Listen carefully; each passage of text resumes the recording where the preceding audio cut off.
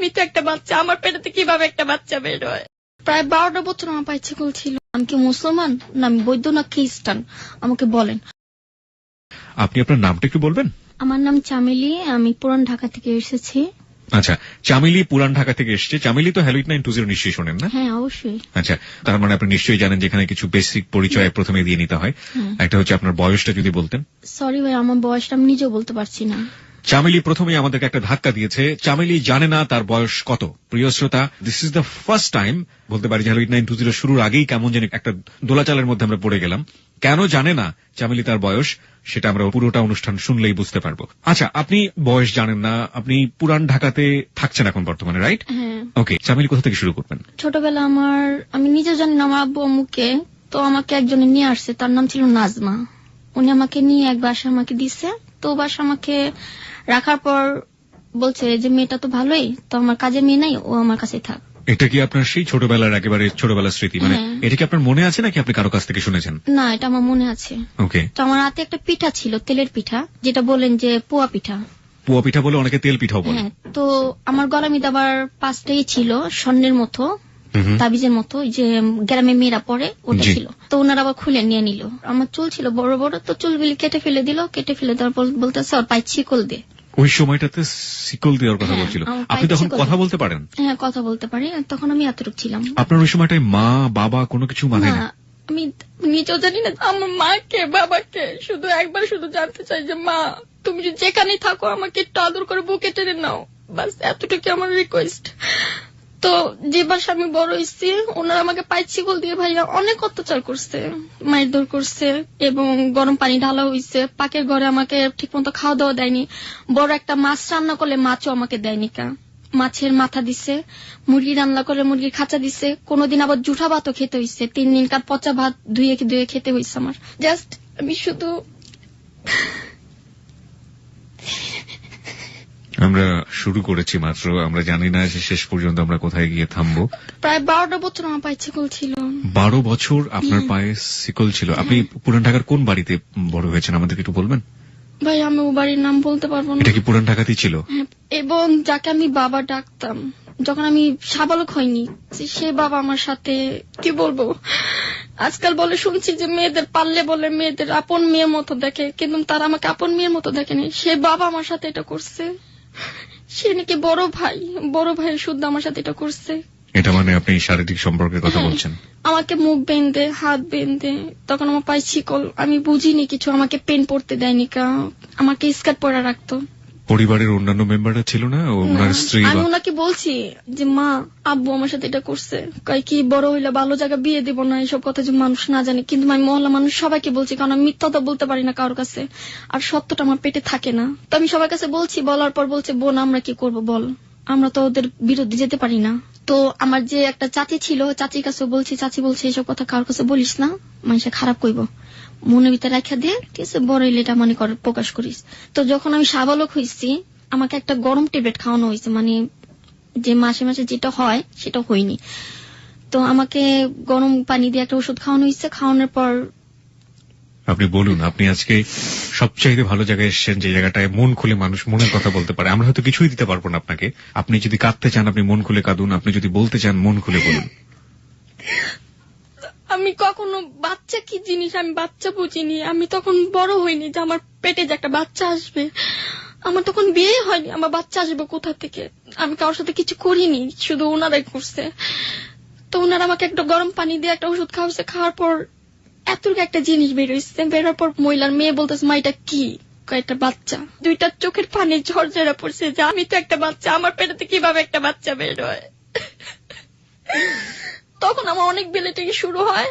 শুয়ার পর আমাকে হাসপাতালে নিয়ে যায় না, আমাকে ঘরের ভিতরে রাখে, গরম পানি ঢালে। এই কাজটা করতো আপনার পালক পিতা?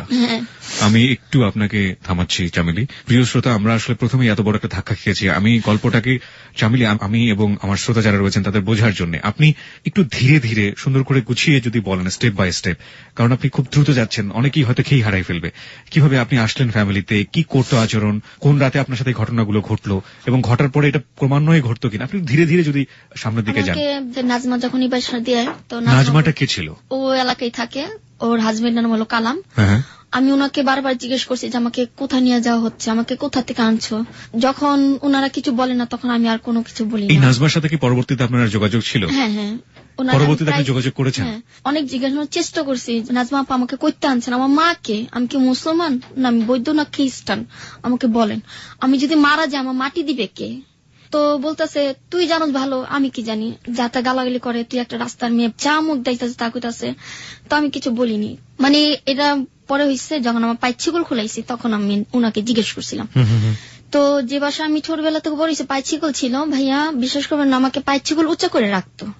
উঁচা মানে? উঁচা করে পাও, যেমন কুকুরদের বেঁধে, কুকুরদের পাটা টান এইভাবে রাখতো।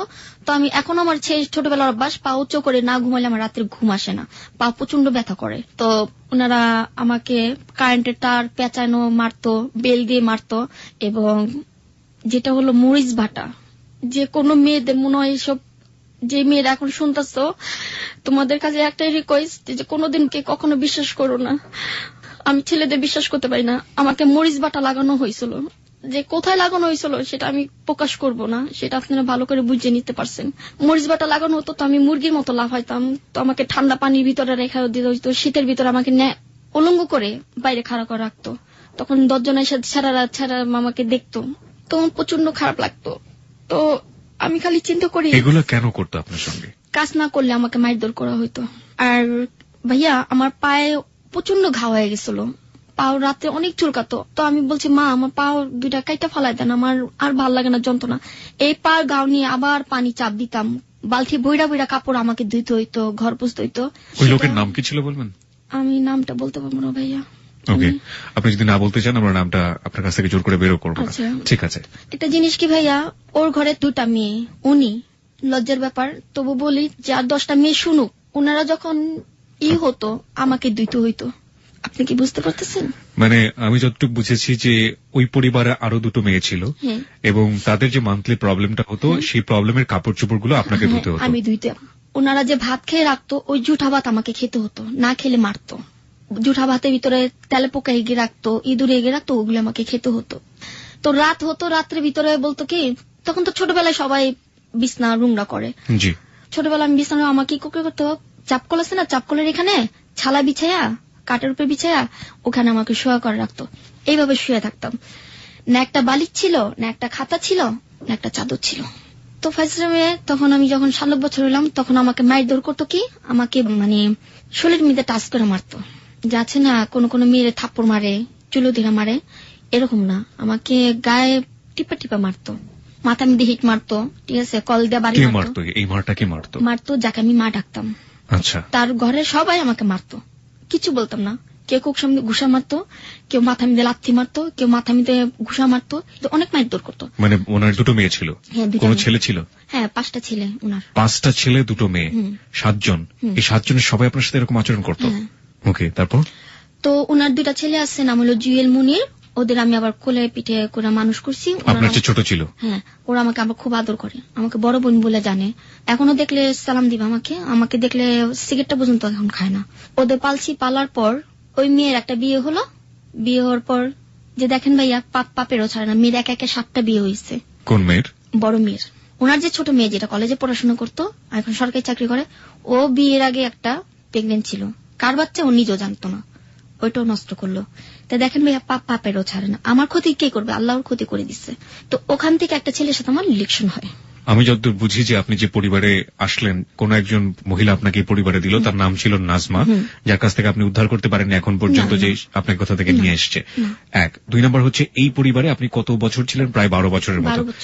আপনি এখানে আসার পরে 12 বছর ছিলেন, এখানে আপনি সাবালিকা হয়েছেন, এখানে আপনাকে অমানবিক কিছু কাজকর্ম করাতো এবং আপনার উপরে প্রচন্ড শারীরিক নির্যাতন করতো ওই বাড়ির গৃহকর্ত্রী, এবং ওই বাড়িতে আপনার যে পালক পিতা ছিল তিনি আপনার সাথে অবৈধ শারীরিক সম্পর্ক করতেন জোর করে। একটা সময় পরে আপনি কনসিভ করেন, বাচ্চা চলে আসে পেটে, এবং সেটা আপনাকে, তখন কি আপনি সাবালিকা ছিলেন না নাবালিকা ছিলেন? এখন আমার বয়স কত সেটা আমি জানি না, তখন আমার বয়স ছিল 11 বছর। তার মানে আপনি তখন নাবালিকা ছিলেন। সেই সময়টাতে আপনি কনসিভ করে ফেললেন, বলা যেতে পারে আপনাকে জোর করে হোক, যেভাবেই হোক আপনাকে আবর্ষণ করানো হলো। এই হচ্ছে গল্পের সামারি। তারপরে আমি আসতে চাই, আপনি একটু সিরিয়ালি বলবেন প্লিজ, একের পর এক, স্টেপ বাই স্টেপ। হ্যাঁ তারপরে ওখান থেকে এক ছেলের সাথে সম্পর্ক হলো, ছেলের নাম হলো মাসুদ। ও আবার রাস্তা দ্বারা মুড়ি খাচ্ছে। মাসুদের সাথে কিভাবে হলো? রাস্তা খারে মুড়ি খাচ্ছে। তো ভাই আমার এমন একটা শিকল পায়ে ছিল, 5 তলা পর্যন্ত চলে যেতাম। শিকল দিয়ে আপনি 5 তলা পর্যন্ত যেতে পারতেন? দোকানেও যেতে পারতাম, দোকান থেকে সদে আনতাম, পানি আনতাম। শিকল পড়া অবস্থায়? হ্যাঁ। লোকজন কিচ্ছু বলতো না? কিচ্ছু বলতো না, ওনাদের ভয় পাইতো। ওনার 4টা ছেলে সন্ত্রাসী, একটা ছেলে সাংবাদিক। সাংবাদিক? কোন পত্রিকার সাংবাদিক? পত্রিকার, মানে কোন একটা দৈনিক পত্রিকার সাংবাদিক? উনি নামের সাংবাদিক, কামের সাংবাদিক না, মানে বুংবাং টাইপের সাংবাদিক। ওকে। তো শিকল শুদ্ধ আমি যেতাম, তো শিকল দ্বারা স্কার্ট পরা ছিলাম। তো স্কার্ট যে ভাইয়া পরছি, নিচে পেন পরিনি, আমাকে পেন পরতে দেয়নি। পেন পরতে দিলে পেন কেটে ফেলে দিত। কে কাটতো এটা? যাকে আমি আম্মা ডাকছি। কেন কাটতো? মানে পেন পরতে দিত না। ওনার মেয়েদের স্মার্ট ভাবে রাখতো, আমাকে রুংনা ভাবে রাখতো। তো এক পর্যায়ে গেছে ভাইয়া, এই যে ঈদ যে গেছে, রোজার ঈদ, আপনার কোরবানি, এখন ঈদের ভিতরে আমি কান্না করি। কেন কান্না করি জানেন? যে আগের দিনটা যদি থাকতো ভাইয়া, তাহলে বন্ধু বান্ধবের সাথে ঘুরতে পারতাম, কিন্তু কার সাথে ঘুরিনি। ঈদের ভিতরে ভাইয়া আমাকে কম দামে একটা ছিঁড়া জামা দিচ্ছে, আর ওর মেয়েদের ভালো ভালো জামা দিচ্ছে। তো পেনজেম পরছি, আমাকে বলে যে তুই বাইরে ঘুরতে পারবি না, তুই ভিতরে থাক। তো ঈদের ভিতরে কান্না করছি ভাইয়া, যে আল্লাহ, একটা বছর একটা দিন আমি কি কারোর মুখ দেখতে পারবো না? আমি কি বাইরে যেতে পারবো না? তো মাসুদের সাথে দেখা হলো, ও আবার সাদা শার্ট আর সাদা পেন পরছে। ভাই আমাকে 5 টাকা মুড়ি দিবেন? মেয়ে হয়ে কিভাবে ছেলেদের অর্ডার দেন, আপনি এসে নিতে পারেন না? মুড়ি নিয়ে আসছে। আইসা দেখে আমার পায়ে বড় একটা শিকল। কি ব্যাপার, তুমি কি পাগল নাকি? তুমি কি কাউকে কামড়াও? আমাকে কেন কামড়াবো? আমাকে শিকল দিছে, তাদের ভালো লাগছে, সেজন্য শিকল দিয়ে রাখছে। এরপর ওর সাথে আমার রিলেশন হয়, মুড়ির ভিতরে একটা কাগজ দেয়, ছোট্ট একটা করে নাম লেখা। তো ভাইয়া এখন তো যেটা মানে দেখ শিক্ষিক বিদ্যা, মানুষের দেখি সরি, ডিসকাস্টিং, মানে যা দেখি তা শিখতেছি। তো যে কাগজটা আমি আই লাভ ইউ লিখছে, তো আমি জানতাম না, আমি ভালোভাবে, আমি নিজে এখন ভালোবাসা কি জিনিস বুঝিনি। তো ওর মেয়ে যাবো কলেজে পড়াশোনা, ওর মেয়েকে আমি দেখালাম যে কানন আপু, বড় মেয়ের নাম ছিল কানন, ওইটা কি লেখছে? বলতেছে এটা তো আই লাভ ইউ লিখছে। কে লেখছে? আমি কই ছেলে লেখছে। কত বড় সাহস, এক কাজের মেয়েকে আই লাভ ইউ লিখছে। ওরে ধরা মায়ের দরকার। পরে ওই ছেলে কি করলো, যে বাসা মানে ও থাকে, ও বাসায় ভাড়াটা আমাদের বাড়িতে ভাড়া এলো। উনি আবার শরবত বিক্রি করে। ওনার নাম ছিল আবার বাবু, বউর নাম ছিল রানী, আর মেয়ের নাম হলো বর্ষা। উনি আমার কি করলো, বাসা আসলো, আসার পর আমার সাথে মাসুদের সাথে দেখা হলো। ছাদের উপরে যা মাসুদের সাথে কথা বলি এবং বারিন্দার সাথে কথা বলি, এরপর যে মা ডাকি, সে আবার দেখে ফেলে। দেখার পর যে আমার চুল ছিল ভাইয়া, বড় বড় চুল হলে না কেটে ফেলে দিত। মাসুদের সামনে চুল গেলে আমার কেটে ফেলে দিল। মাসুদের সেদিন কাউ বকছে যে আপনি একদিন আমি এই মেয়েকে চিকল ভেঙে আমাকে পালাই নিয়ে যাবো। যে ছেলেটা আপনাকে মুড়ির ভিতরে আই লাভ ইউ লিখে পাঠিয়ে দিল। ওকে আমি ভালোবাসি, ওকে আমি যেভাবে হোক আমি এখান থেকে উদ্ধার করে নিয়ে যাব, আপনি দেখবো কি করেন আপনি। পরে মাসুদকে ইচ্ছা মতো মারধর করা হলো, যে বড় ভাই উনি আবার মারধর করলো। মারধর করার পর মাসুদে বললো যে চলো তুমি ওখানে চলো আমার সাথে। আমি কিভাবে যাবো? পাইছি আমি কিভাবে যাব? আমাকে নেওয়ার মতো ক্ষমতা তোমার নেই। আমি এই জায়গাটায় ফিরবো, আমার কিছু কোশ্চেন আছে। পুরো ঘটনাটা শোনার পরে আমি আসলে পুরোটা মাথায় নিতে পারিনি, হঠাৎ করে আসলে অনেক বেশি ধাক্কা খেয়েছি, যেটা সাধারণত হয় হ্যালো 8920 তে ধীরে ধীরে আমরা একটা গল্পের অনেক চড়াই উতরাই পার করি, কিন্তু প্রথমেই আপনার গল্পের এত বেশি আপস এন্ড ডাউন আমি ঠিক সামনে নিতে পারিনি। আমি কিছু কোশ্চেন করতে চাই, ঠিক মাসুদের এই জায়গাটা থেকে আমি আসবো, তবে তার আগে আমি একটু পেছনে ফিরে যেতে চাই। সেটা হলো যে আপনার সাথে আপনার পালক পিতা যে সম্পর্কটা করত, এই সম্পর্ক তো আপনি সবাইকে বলে দিয়েছিলেন, লাইক ওনার ফ্যামিলিতে যে ওনার যে সন্তানরা আছে তারাও এটা জানতো। জানার পরে তাদের প্রতিক্রিয়া কি ছিল, বিশেষ করে ওনার সন্তানদের প্রতিক্রিয়া? তারা কিছু বলতো না। তার 2টা ছেলে বলতো যে এইভাবে একটা মেয়ের বান্দির মতো খাটানো, মেয়ের জীবনটা নষ্ট করছো, তোরাও দেখিস আমাদেরও এরকম ক্ষতি হবে, কোনোদিন না কোনোদিন কেউ আমাদের জীবন নষ্ট করবে। ওই ছেলেরা বললো। মেয়েরা কোনো কথা বলতো না? মেয়েরা কোনো। মেয়েদেরকে আপনি বলতেন যে আপনার আব্বু আমার সাথে এরকম করে? হ্যাঁ বলতাম। মেয়েরা কিছু বলতো না? মেয়েরা আরো আমাকে মারধর করতো।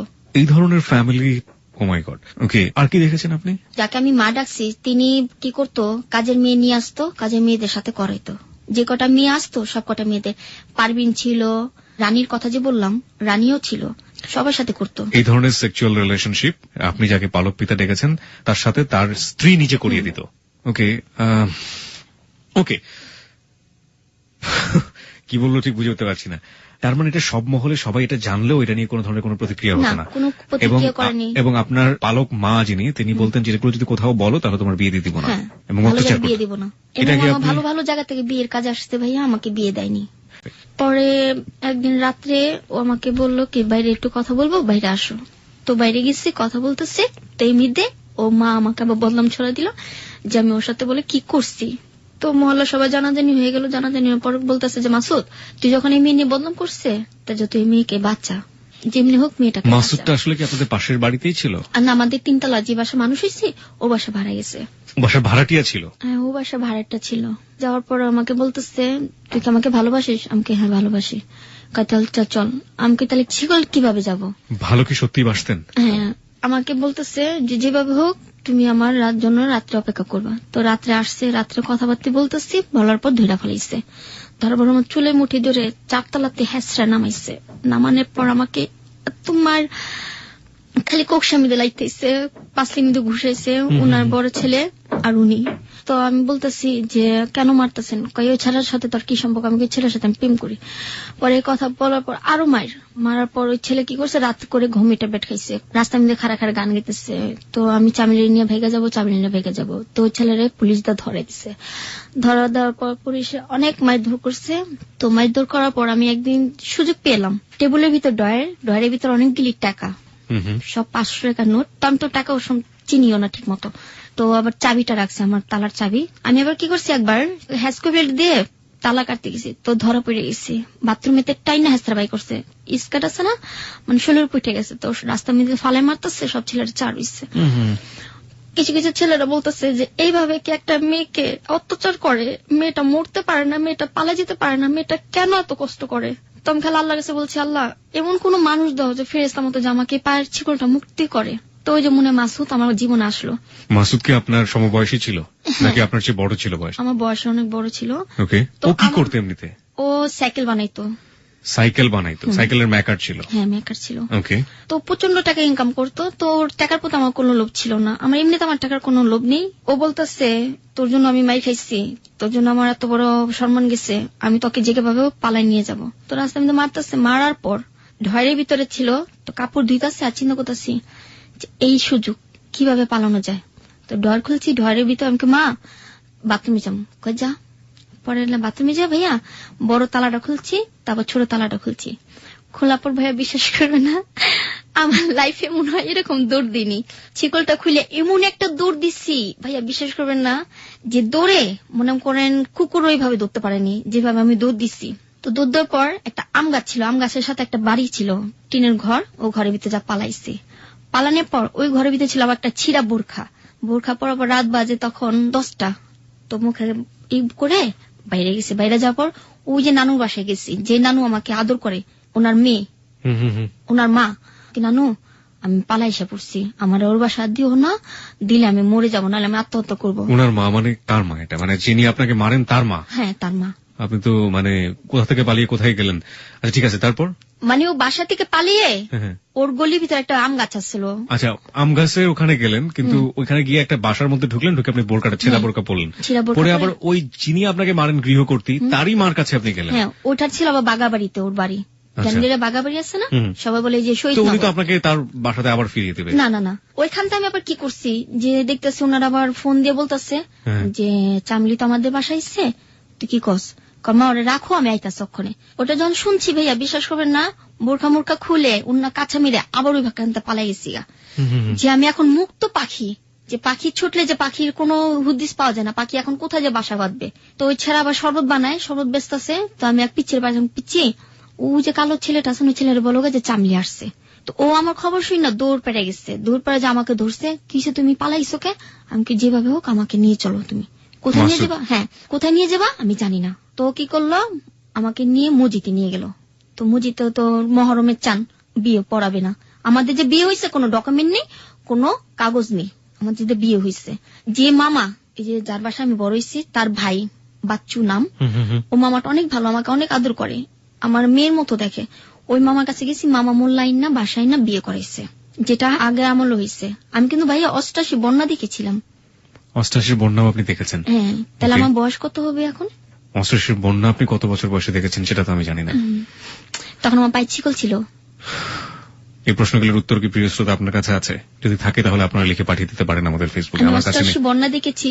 তো আমার প্রিয় শ্রোতার কাছে একটা অনুরোধ, 88 বন্যা ভিতরে একটা মেয়ে যখন দেখতে পারে, তার মেয়ের কতটুকু বয়স হতে পারে? 88 বন্যা তো 5 বছরের মেয়েও দেখতে পারে, 7 বছরের মেয়েও দেখতে পারে। চলুন আমরা পুরো গল্পটা শুনি, তারপরে আমরা বয়স বের করার চেষ্টা করি। আমার মামা বিয়ে দিল, বিয়ে দেওয়ার পর বলতেছে তোর এখন একটা ঘর ভাড়া নিয়ে ওখানে থাক। ওই ছেলে সাইকেলের মেকার ছিল এবং আবার রাতে শরবত বিক্রি করতো। হ্যাঁ, শরবত বিক্রি করতো, বিক্রি করার ছিল, আর সেটা আমার জন্য। আপনার জন্য কেন?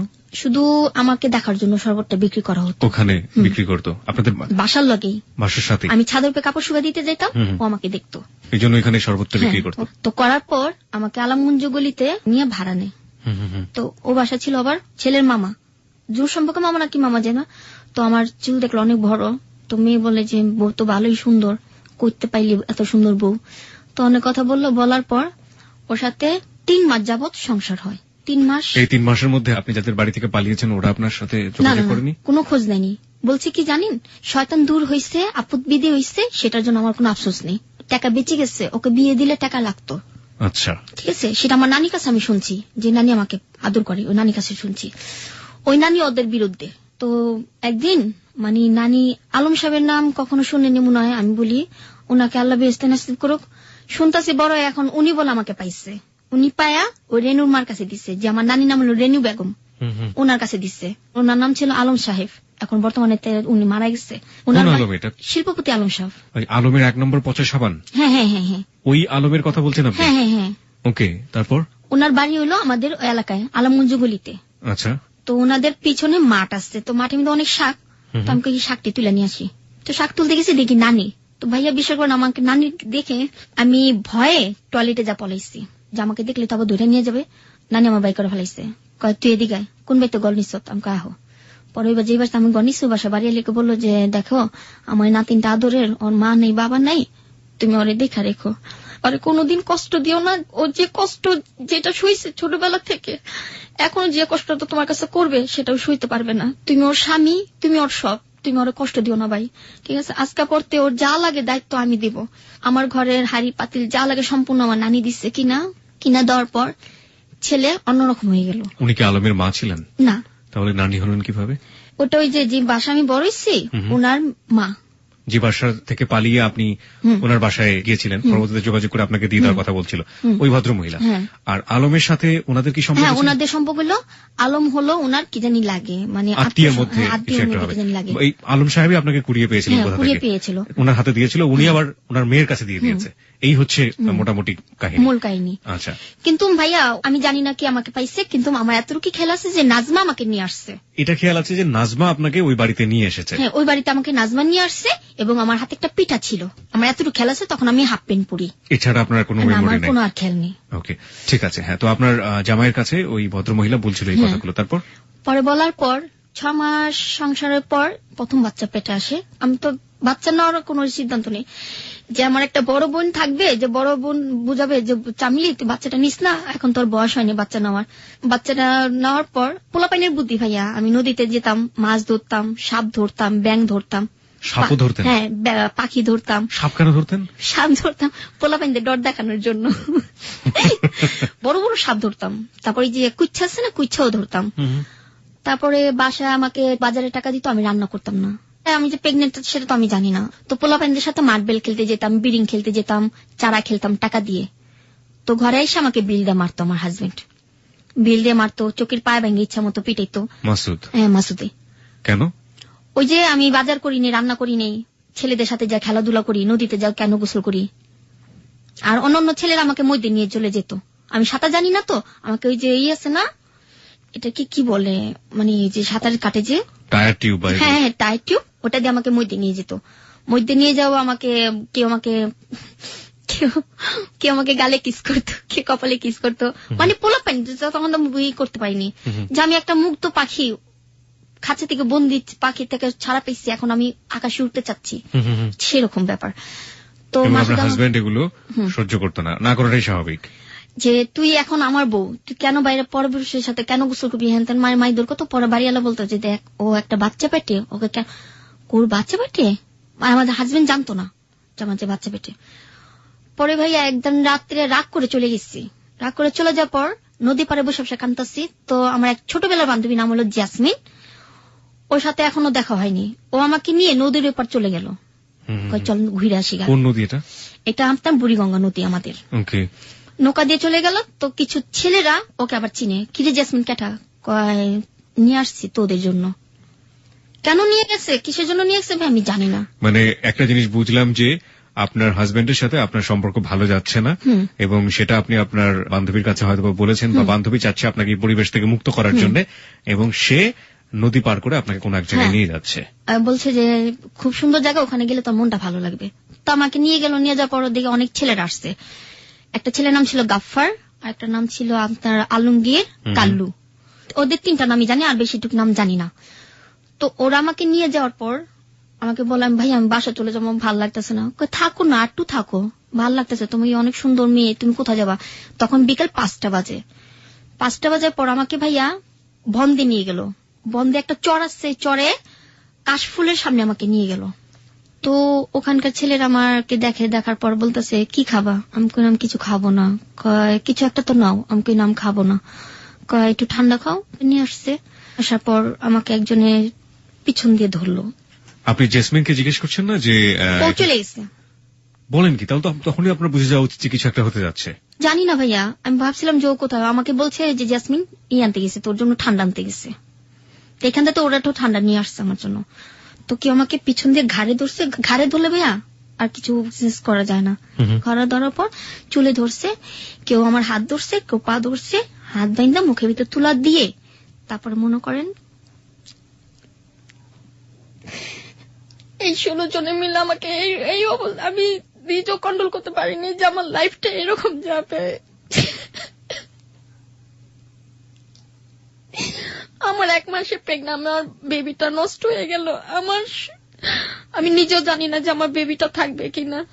তো ওরা 16 জন করার পর আমাকে সারা রাত কেউ বলেনি যে আমি বাঁচবো। তো ওরা আমাকে নদীর ঘাটে আইনা, কালু ছিল, কালু একটু ভালো ছিল, কালু আমাকে কিছু করেনি। তো আমাকে কোলে করে নিয়ে এই পারে ফালাই দিয়ে গেছে। এই পারে ফালাই দেওয়ার পর নানিকে খবর দিচ্ছে। নানি আবার মাজারে খাদিম, উনি আমার মামা মাজারের খাদিম। ওনাকে বলতেছে যে আপনার নাতিন রেখে জানি কি করছে, আপনার নাতিন অবস্থা সিরিয়াস, আপনার নাতিন মনে বাঁচবে না। 16টা ছেলে ছিল ওখানে? হ্যাঁ। ওকে, তারপর?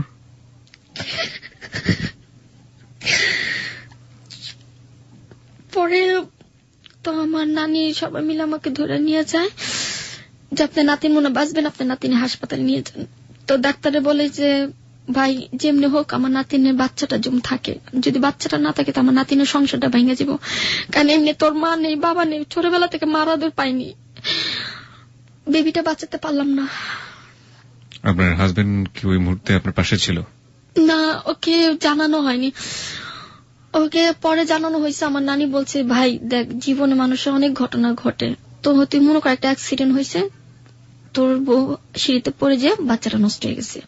তো আমার শাশুড়ি কখনো মেনে নেয়নি, আমাকে মেনে নিতে পারেনি, এখনো মেনে নেয়নি।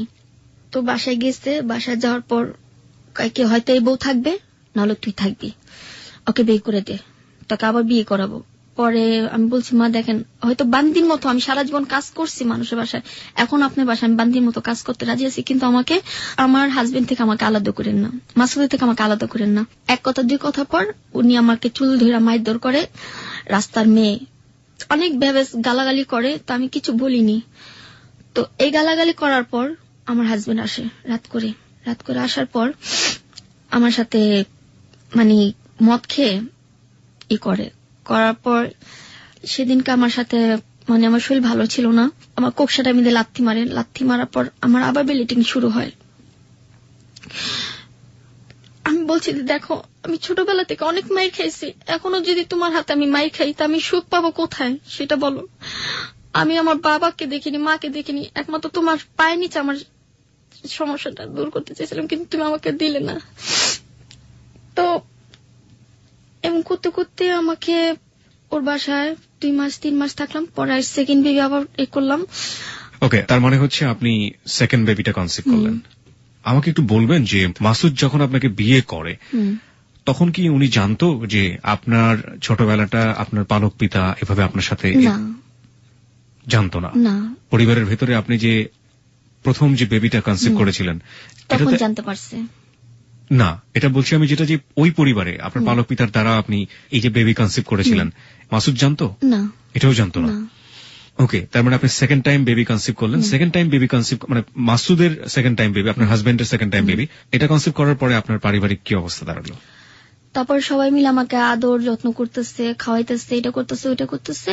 তো এক পর্যায়ে ঘরের আর কিছু ভালো ছিল না, আজকে খাইলে কালকে খাইতাম না, না খেয়ে খেয়ে থাকতাম। ওই যে আমার ছোটবেলায় তো অভ্যাস পান্তা ভাত খাওয়ার, পান্তা ভাত খেতাম, কারো আবার ফ্যান খেতাম। মানে যেগুলো আপনাকে দেয়া হতো অবহেলা করে, ওগুলোতেই আপনার অভ্যাস হয়ে গেছে, ওগুলো ছাড়া কিছু ভালো লাগতো না। ওগুলো ছাড়া ভালো লাগতো না, এবং মাটি মিদে শুইতে ভালো লাগতো, বিছনা মিদে শুইতে ভালো লাগতো না। চামেলি, আমরা যে জায়গাটায় ছিলাম, আপনার সেকেন্ড বেবিটা আপনি কনসিভ করলেন, তারপর? তো বাড়ির সবাই আমাকে আদর করতেছে, হাজবেন্ডও খুব আদর করতেছে। তো পরিবর্তনটা দেখা গেল যখন আমার শাশুড়ি আমাকে বলে যে আজকে যদি আমাকে ছেলে বিয়ে করেতাম তাহলে আমার ছেলের জন্য অনেক টাকা মানুষ দিত, ভালো ভালো মেয়ে আমার ছেলের জন্য রান দিয়ে দাঁড়াচ্ছিল, কিন্তু তোকে বিয়ে করে আমার ছেলের লাইফটা নষ্ট হয়ে গেল। তো আমি বলছি, মা দেখেন, মানুষের জীবনে এমন দুর্ঘটনা ঘটে, আমার মা নেই কিন্তু আপনাকে আমি মা ডাকছি, আমার বাবা নেই, আপনার হাজবেন্ডকে আমি বাবা ডাকছি। এখন যদি আপনার দুজন যদি আপনি আমাকে দেখতে পারেন, আপনার তো একটা মা, কিভাবে আরেকটা মেয়েকে আপনি অত্যাচার করতেছেন আপনি? তো এই কথা দুই কথা বলার পর বাসা থেকে বেরিয়েছি, ওই যে বাসা আমি বড় হয়েছি ওই বাসায় গেছি দেখা করার জন্য। ওনাকে আমি মা ডাকতাম যে মা আমি ভালো আছি, আমার জন্য দোয়া করো। তো মা আবার নানিকে ফোন দিল যে চামলি আইছে। ওই বাসাতে দেখা করতে গেলেন কতদিন পরে? দেখা করতে গেছে আপনার 2 বছর পর। 2 বছর পরে? আপনি যে বাসায় থাকতেন সেখান থেকে ওই বাসার দূরত্ব কতখানি ছিল? বেশি দূর ছিল না, কাছাকাছি ছিল। কাছাকাছি ছিল। ওকে। তো দেখা করতে গেছি, তো নানিকে ফোন দিচ্ছে, নানি আবার বলছে যে ওর জামাই লাগা আবার মিল হয়েছে। হ্যাঁ, ওর তো বাচ্চা পেটে এই কদিনের মধ্যে ডেলিভারি হয়ে যাবে। তো বলতেছে যে কয়দিনের মধ্যে ডেলিভারি হয়ে যাবে, তো ওকে কি দেওয়া যায়, ওই মা বলতেছে। তো নানি আবার ফোন দিয়ে বলছে যে ওর জন্য কিছু হাড়ি পাতিল কিনে রাখছি, তো ওকে দিয়ে দিস। তো হাড়ি পাতিল কিনছে, মানে অনেক কিছু কিনছে। মানে ছেলে এরকম হবে আমি ভাবতে পারিনি, যে আমার লাইফটা মনে হয় এই মধ্যেই শেষ হয়ে যাবে, আমি আর কখনো মনে হয় সংসার করে খেতে পারবো না। এটা আপনার মনে হচ্ছিল? হ্যাঁ, আমার মনে হচ্ছিল। কেন মনে হচ্ছিল? যখন আমার বাচ্চাটা হয়েছে তখন ও হাসপাতাল থেকে ওর বাসায় নিয়ে গেল। বাসায় নিয়ে যাওয়ার পর আমার চোখের সামনে আমাকে মায়ের দৌড় করতেছে আমার হাজবেন্ড, আমার শাশুড়ি আমাকে কিছু বলে না, যে মাসুদ ওকে মারতেছে, মাসুদকে বলি যে মাসুদের এই শৈলে মারিস না। তো মাসুদ আমাকে ওই শৈলে, আমাকে কাঁচা শৈলে মায়ের দৌড় করতেছে। যখন আমার ডেলিভারি হয়েছে তখন আমার ওই শৈলে আমাকে মায়ের দৌড় করতেছে। তো বাচ্চাকে দুধ খাওয়াইতেছি, দুধ খাওয়ার পর কয় দেখ তোর মতো আরো কত মেয়ে আমি আনতে পারি, আমি সেকেন্ডে এখন আমি মেয়ে আনতে পারি। তো রাতে একটা মেয়ে নিয়ে আসলো আমার ঘরে। আপনার বেবিকে দেখে সে খুশি হয়নি? না। কেন? মেয়ে হলো কেন? কত সালে আপনার মেয়েটা হয়? আমার সঠিক খেয়াল নেই, সালের হিসাবটা জানেন না? কিচ্ছু জানি না ভাইয়া। ওকে। আমি যে এখন যে আপনার সাথে কথা বলতেছি ভাইয়া, মাইন্ড করেন, আমি যে কথা বলতেছি আমি মানুষের দেখা দেখে শিখছি। আমার লাইফে আমি কখনো পড়াশোনা করিনি, আমার নিজের নামটা পর্যন্ত আমি লিখতে পারি না। এটা কত সাল চলছে আপনি জানেন? মানুষের মুখে শুনি 2013 চলতেছে।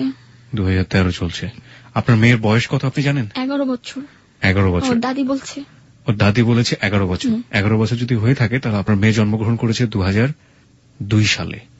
ঠিক আছে, হ্যাঁ, মেয়ে হলো বলে আপনার হাজবেন্ড কেউ আমাকে দেখতে পারে না, গায়ে হাত তোলা শুরু করলো। গায়ে হাত তোলা শুরু করলো, এবং আমার শাশুড়ি আমাকে বলে যে তুমি বাচ্চা নিয়ে চলে যা, বাচ্চা রাখবো না, তুই বাচ্চা নিয়ে চলে যা। আমি কোথায় যাব, আমার যাওয়ার জায়গা কই, আমি কোথায় যেয়ে থাকবো?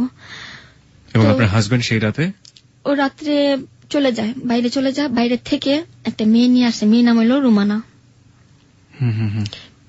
ওই মেয়েকে বললাম যে দেখো তুমি একটা মেয়ে, আমি একটা মেয়ে, আমি বিবাহিত, আমার একটা সন্তান আছে, তুমি কিভাবে আমার সংসার এসে ঢুকলে? বলে যে আপু আমি টাকার জন্য আসছি, ও আমাকে টাকা দিচ্ছে আমি আসছি। আমি টাকার জন্য কি একটুখানি সংসারটা তুমি ভেঙে দিবা? তো আমার চোখের সামনে আমার হাজবেন্ড ওই মেয়েটার সাথে এসব কথা বলো পাপ, তবু আমাকে বলতে হয় যে হাজবেন্ড, আমি আমার লাইফে আমি কখনো আমার মার আদর পাইনি, বাবার আদর পাইনি, মনে করছিলাম যে হাজবেন্ড আমাকে একটু আদর করবে, আমার হাজবেন্ড আর মা আমাকে সন্তানের মতো দেখবে, সেটাও আমি আমার কপালে জুটলো না।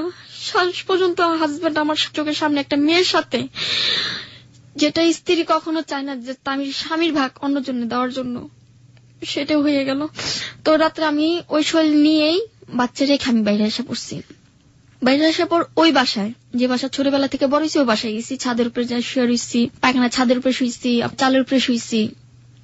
কেউ আমাকে দেখতে পারেনি। কেউ ইটা মারছে, কেউ পানি মারছে, কেউ আবার নোংরা পানি মারছে আমাকে।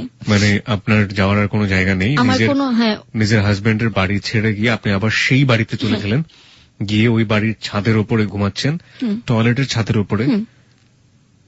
আপনার বেবিটা কোথায়? বেবিটা এখন ওদের কাছে। না না, সেই মুহূর্তে আপনার বেবিটা কই? বেবি ওদের কাছে ছিল, আমি রেখে এসে পড়ছি। ওকে। আলা পরে কি করব ভাইয়া, পরে যে আমার শরীর ভালো না, তো দেখি কি প্রচন্ড ব্লিডিং হচ্ছে। তো ডাক্তারের কাছে গেলাম, আমার কাছে ওই মুহূর্তে টাকা ছিল না। তো কেউ বাসায় বলছে যে চামিলি 50টা টাকা দেবো, বাথরুমটা দিয়ে দে। চামিলি 10টা টাকা দেবো, কাপড় কাটা দিয়ে দে। চামিলি 20টা টাকা দেবো, আমার বাসন পালাটি ধুয়ে দে। এমনি এমনি মানুষের টুকটাক কাজ করে ওষুধ পানি করতাম। তো আমার যে মেজো ভাই, যার বাসা আমি বড় হয়েছি, তার মেজো ছেলে, ও রাত্রে আমি আবার ছাদের উপর শুয়ে রয়েছি, শীতের ভিতরে, কাপড় নেই, কোন একটা ছালা নেই, বালিশ নেই, এভাবে শুয়ে রয়েছি কোকড়া হয়ে, যেভাবে একটা কুকুরের বাচ্চা যে ঘুমায়, আমি সেভাবে শুয়ে রয়েছি, শীতে কাঁপতাছি। তো ওনার মেজো ছেলে গেছে, মেজো ছেলে যা বলতেছে, তোর টাকা লাগবে? আমি কই, হ। কত টাকা লাগবে? আমাকে 500 টাকা লাগবে। আচ্ছা ঠিক আছে নে। তখন আমার ইচ্ছা বিরুদ্ধে, আমি নিজের ইচ্ছায় ওর সাথে আমি ফিজিক্যাল করি। কার সাথে ছিল এটা? মেজো ভাই। মেজো ভাই মানে হচ্ছে আপনি যে পরিবারে বড় হলেন তার মেজো ছেলে, তার মেজো ছেলের সাথে। ওকে, তারপর? তখন আমার সাথে থাকলো, থাকার পর হাতে যে 10 টাকা দিচ্ছে ভাইয়া, আমি জানি না। তখন কি হলো ভাইয়া, আমাকে 10 টাকা কেন দিলেন? কি 10 টাকা? তোর সাথে আমি কিছু করছি? থাপ্পড় দিয়ে, কানাপটি থাপ্পড় দিয়ে সিঁড়িতে ফেলে দিল। ফেলে দেওয়ার পর ছাদে মিদে চিল্লাচিল্লি করলাম। ও রাতে আমাকে বাসা থেকে বের করে দেয় ওরা, যে তুই এলাকার ভিতরে পাড়া দিবি না, এলাকার মধ্যে যদি পাড়া দিস তাহলে তোরা মেরে ফেলবো। তো আমি জিদ করে ভাইয়া, ওই যে ঘুমের ট্যাবলেট আছে না, ঘুমের ট্যাবলেট 9টা ট্যাবলেট খেয়ে গলি ভিতরে উৎপাত করি, যে কেমন বাপ, যে বাপ আমার সাথে এটা করছে, কেমন ভাই, যে ভাই আমার সাথে এটা করলো, কেন করলো, মহল্লা সব বের হয়ে গেছে। আমি সবাইকে জানিয়ে দিছি, ডোল পিটায় সবাই বলে দিচ্ছি যে আমার সাথে কেন করলো, কিসের জন্য, আমার লাইফটা কেন নষ্ট করলো।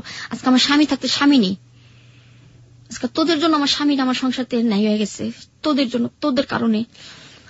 তো এমন কোথাও কোথাও আমাকে রাস্তার মধ্যে ফেলে ইচ্ছা মতো মাসুদকে দিয়ে মাই খাওয়ায়, মাসুদ আমাকে মারে। পরে এক পুলিশ আসে, যে ওকে কেন মারতেছ? আমার বউর আমি যেভাবে মারি, আপনার কি? এটা তো তোর বউ না, ও তো তোকে ছেড়ে দিচ্ছে। তুই যখন একটা মেয়ে নিয়ে ওর সামনেই করতে পারছ, সেটা তো তোর বউ হতে পারে না। তো শেষ পর্যায়ে কি হলো ভাইয়া, ও আমাকে মেরে মিরপুর হাসপাতাল আছে না, সেখানে আমাকে ফেলে দিয়ে আসে।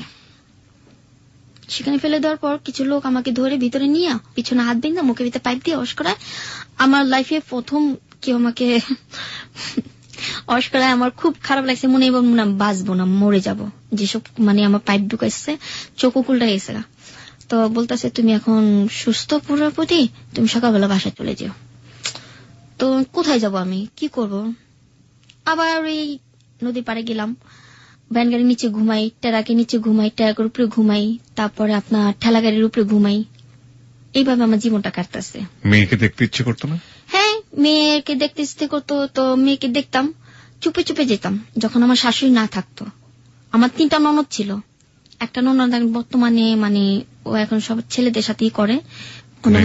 ও প্রস্টিটিউট? হ্যাঁ, ওর টাকার বিনিয়োগ সব করে। ওর নিজের কোলে বাচ্চাটা বেচা ফেলাইছে 1000 টাকা ছেলে।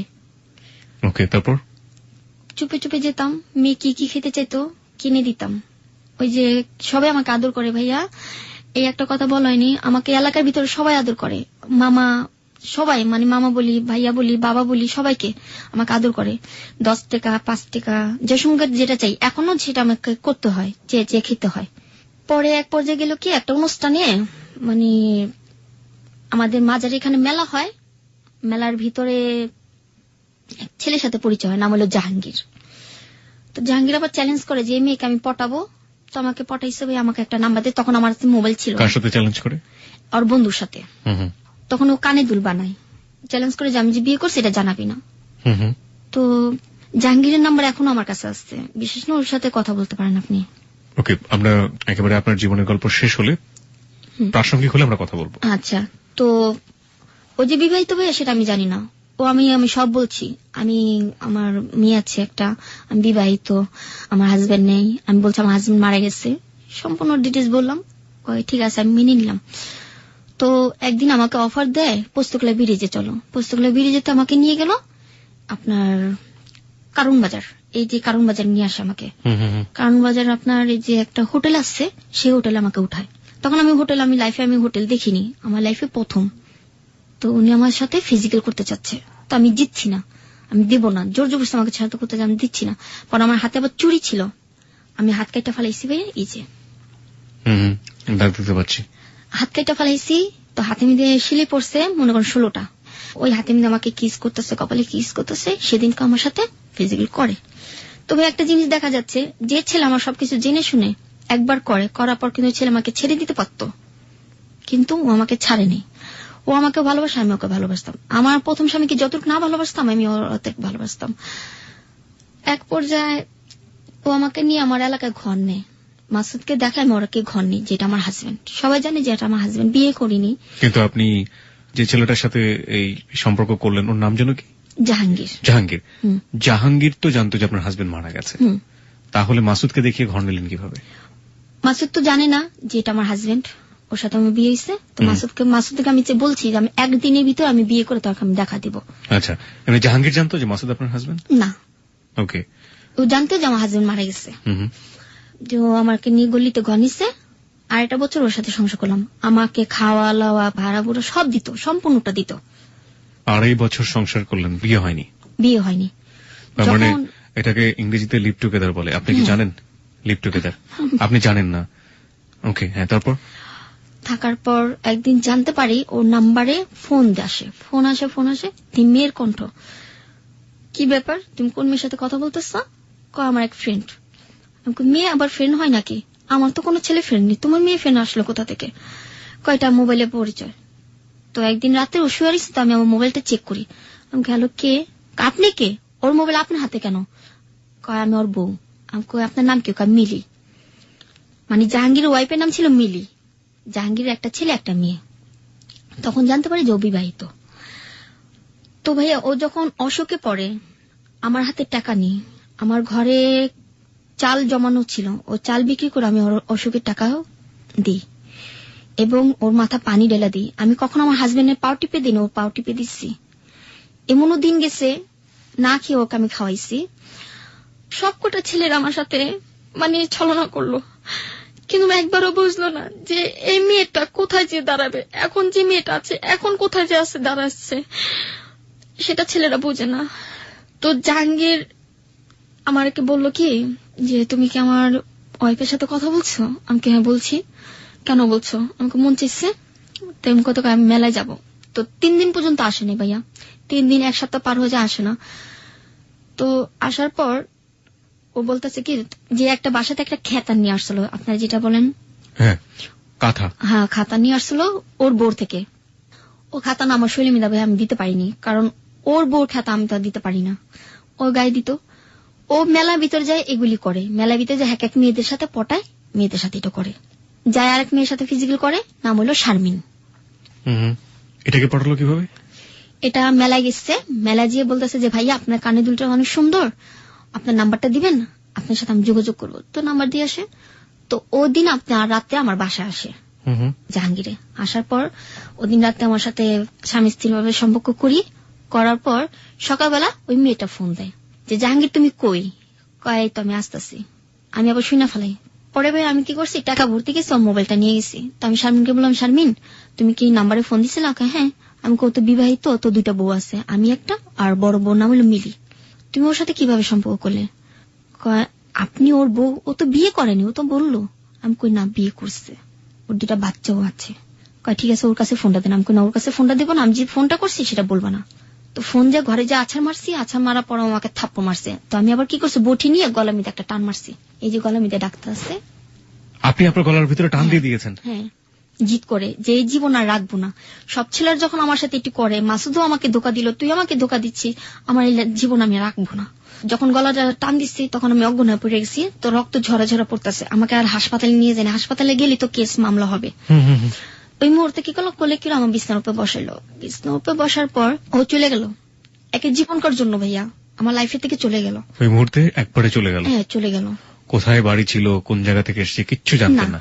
কিচ্ছু জানি না, শুধু আর বোর্ডে একটা আমার কাছে একটা কার্ড ছিল, ভোটার আইডি কার্ড। হ্যাঁ ভোটার আইডি কার্ড ছিল, সেটা এখন আমার কাছে নেই, ফেলে দিচ্ছি। ও যখন আমার জীবনে নেই তো ওটা আমি রেখে লাভ নেই। তো আমি এইটা নিয়ে ঢাকা মেডিকেল গেছি। ঢাকা মেডিকেলে যে বলছি যে আমার হাজবেন্ড আমাকে গলা মেরে টান মারছে, বটি দিয়ে আমাকে জবা করতে চেয়েছিল রাত্রে, আমি এটা কিস করতে চাচ্ছি। ওই ন্যাশনাল আইডি কার্ড নিয়ে? হ্যাঁ। ওকে। পরে ডাক্তার আমাকে এটা সিলি করে দিল। সিলি করা দেওয়ার পর আমাকে ওখানে 1 সপ্তাহ পর্যন্ত রাখে হাসপাতালে। মানে কেউ কেউ রেপ হয়, কেউ কে বিচ্যুতি করে, ওখানে সব মেয়েরা ভর্তি হয়, ওখানে আমাকে রাখা হলো। তো কোন মেডিকেল? ঢাকা মেডিকেল? হ্যাঁ ঢাকা মেডিকেল, আউটরুমিস্ট, সেটা ভিতরে যেখানে পুলিশরা চেক দেয়। ওকে। তো আমার ছবি তুললো, ছবি তোলার পর আমার ঠিকানা টুকা নিল। পুলিশ কেস হয়েছে, পুলিশ গেছে ও বাসা, যে বাসা আমি ভাড়া থাকতাম ওটা ছিল আসলামের বাড়ি। আসলামে এখন বাড়ি বিক্রি করে চলে গেছে। আসলামের বাড়ি ছিল, তো আসলামের বাড়িতে পুলিশ গেছে। তো আসলামের বড় জিজ্ঞেস করতেছে যে আপনার বাসা কি চামলি থাকে? হ্যাঁ। ওর হাজবেন্ড কি জব করতে? কয় না, ওর গলা তুই নিজে পার মারছে। তাহলে তো আমার কিছু হলো না, এখানে কেস হলো না, ওকে ধরতে পারলাম না। সত্য ছিল? হ্যাঁ। তো মামলা এখন ভাই আমি কুত্তা পাগল হয়েছে, ওকে খুঁজতেছি, মেলায় মেলায় মেলায় মেলায় খুঁজি খুঁজি খুঁজি। তো কিছু কিছু মানুষ আমি বাবা আপনার তো মেয়ে আছে, আপনি কি চান আপনার মেয়ে মেলা মেলা ঘুরুক, কোন একটা ছেলেকে খুঁজুক? না। তখন আমি মোবাইল কিনি খুব কষ্ট করে, ইটা ভাঙ্গি ভাই। আমি আমার লাইফে আমি কখন ইটা ভাঙ্গিনি। এমনও দিন গেছে ড্রেনে ময়লা টুকা আমি খাইছি, বিশ্বাস হয় আপনাদের? আমি মেয়ে ড্রেনে ময়লা টুকাই খাইছি। কেউ যদি বাসি ভাত ফালাইছে, বাসি ভাতও আমি খাইছি, কিন্তু কখনো টাকার লোভে কখনো কারো কাছে যাইনি।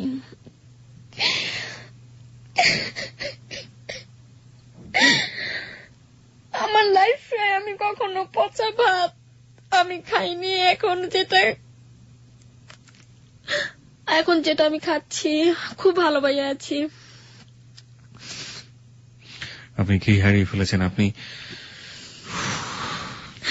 একটু রেস্ট নিন। আপনি কি বলছেন আপনি বুঝতে পারছেন না। আপনি একটু খেয়ে হারিয়ে ফেলেছেন, আপনি একটু কন্ট্রোল করুন নিজেকে।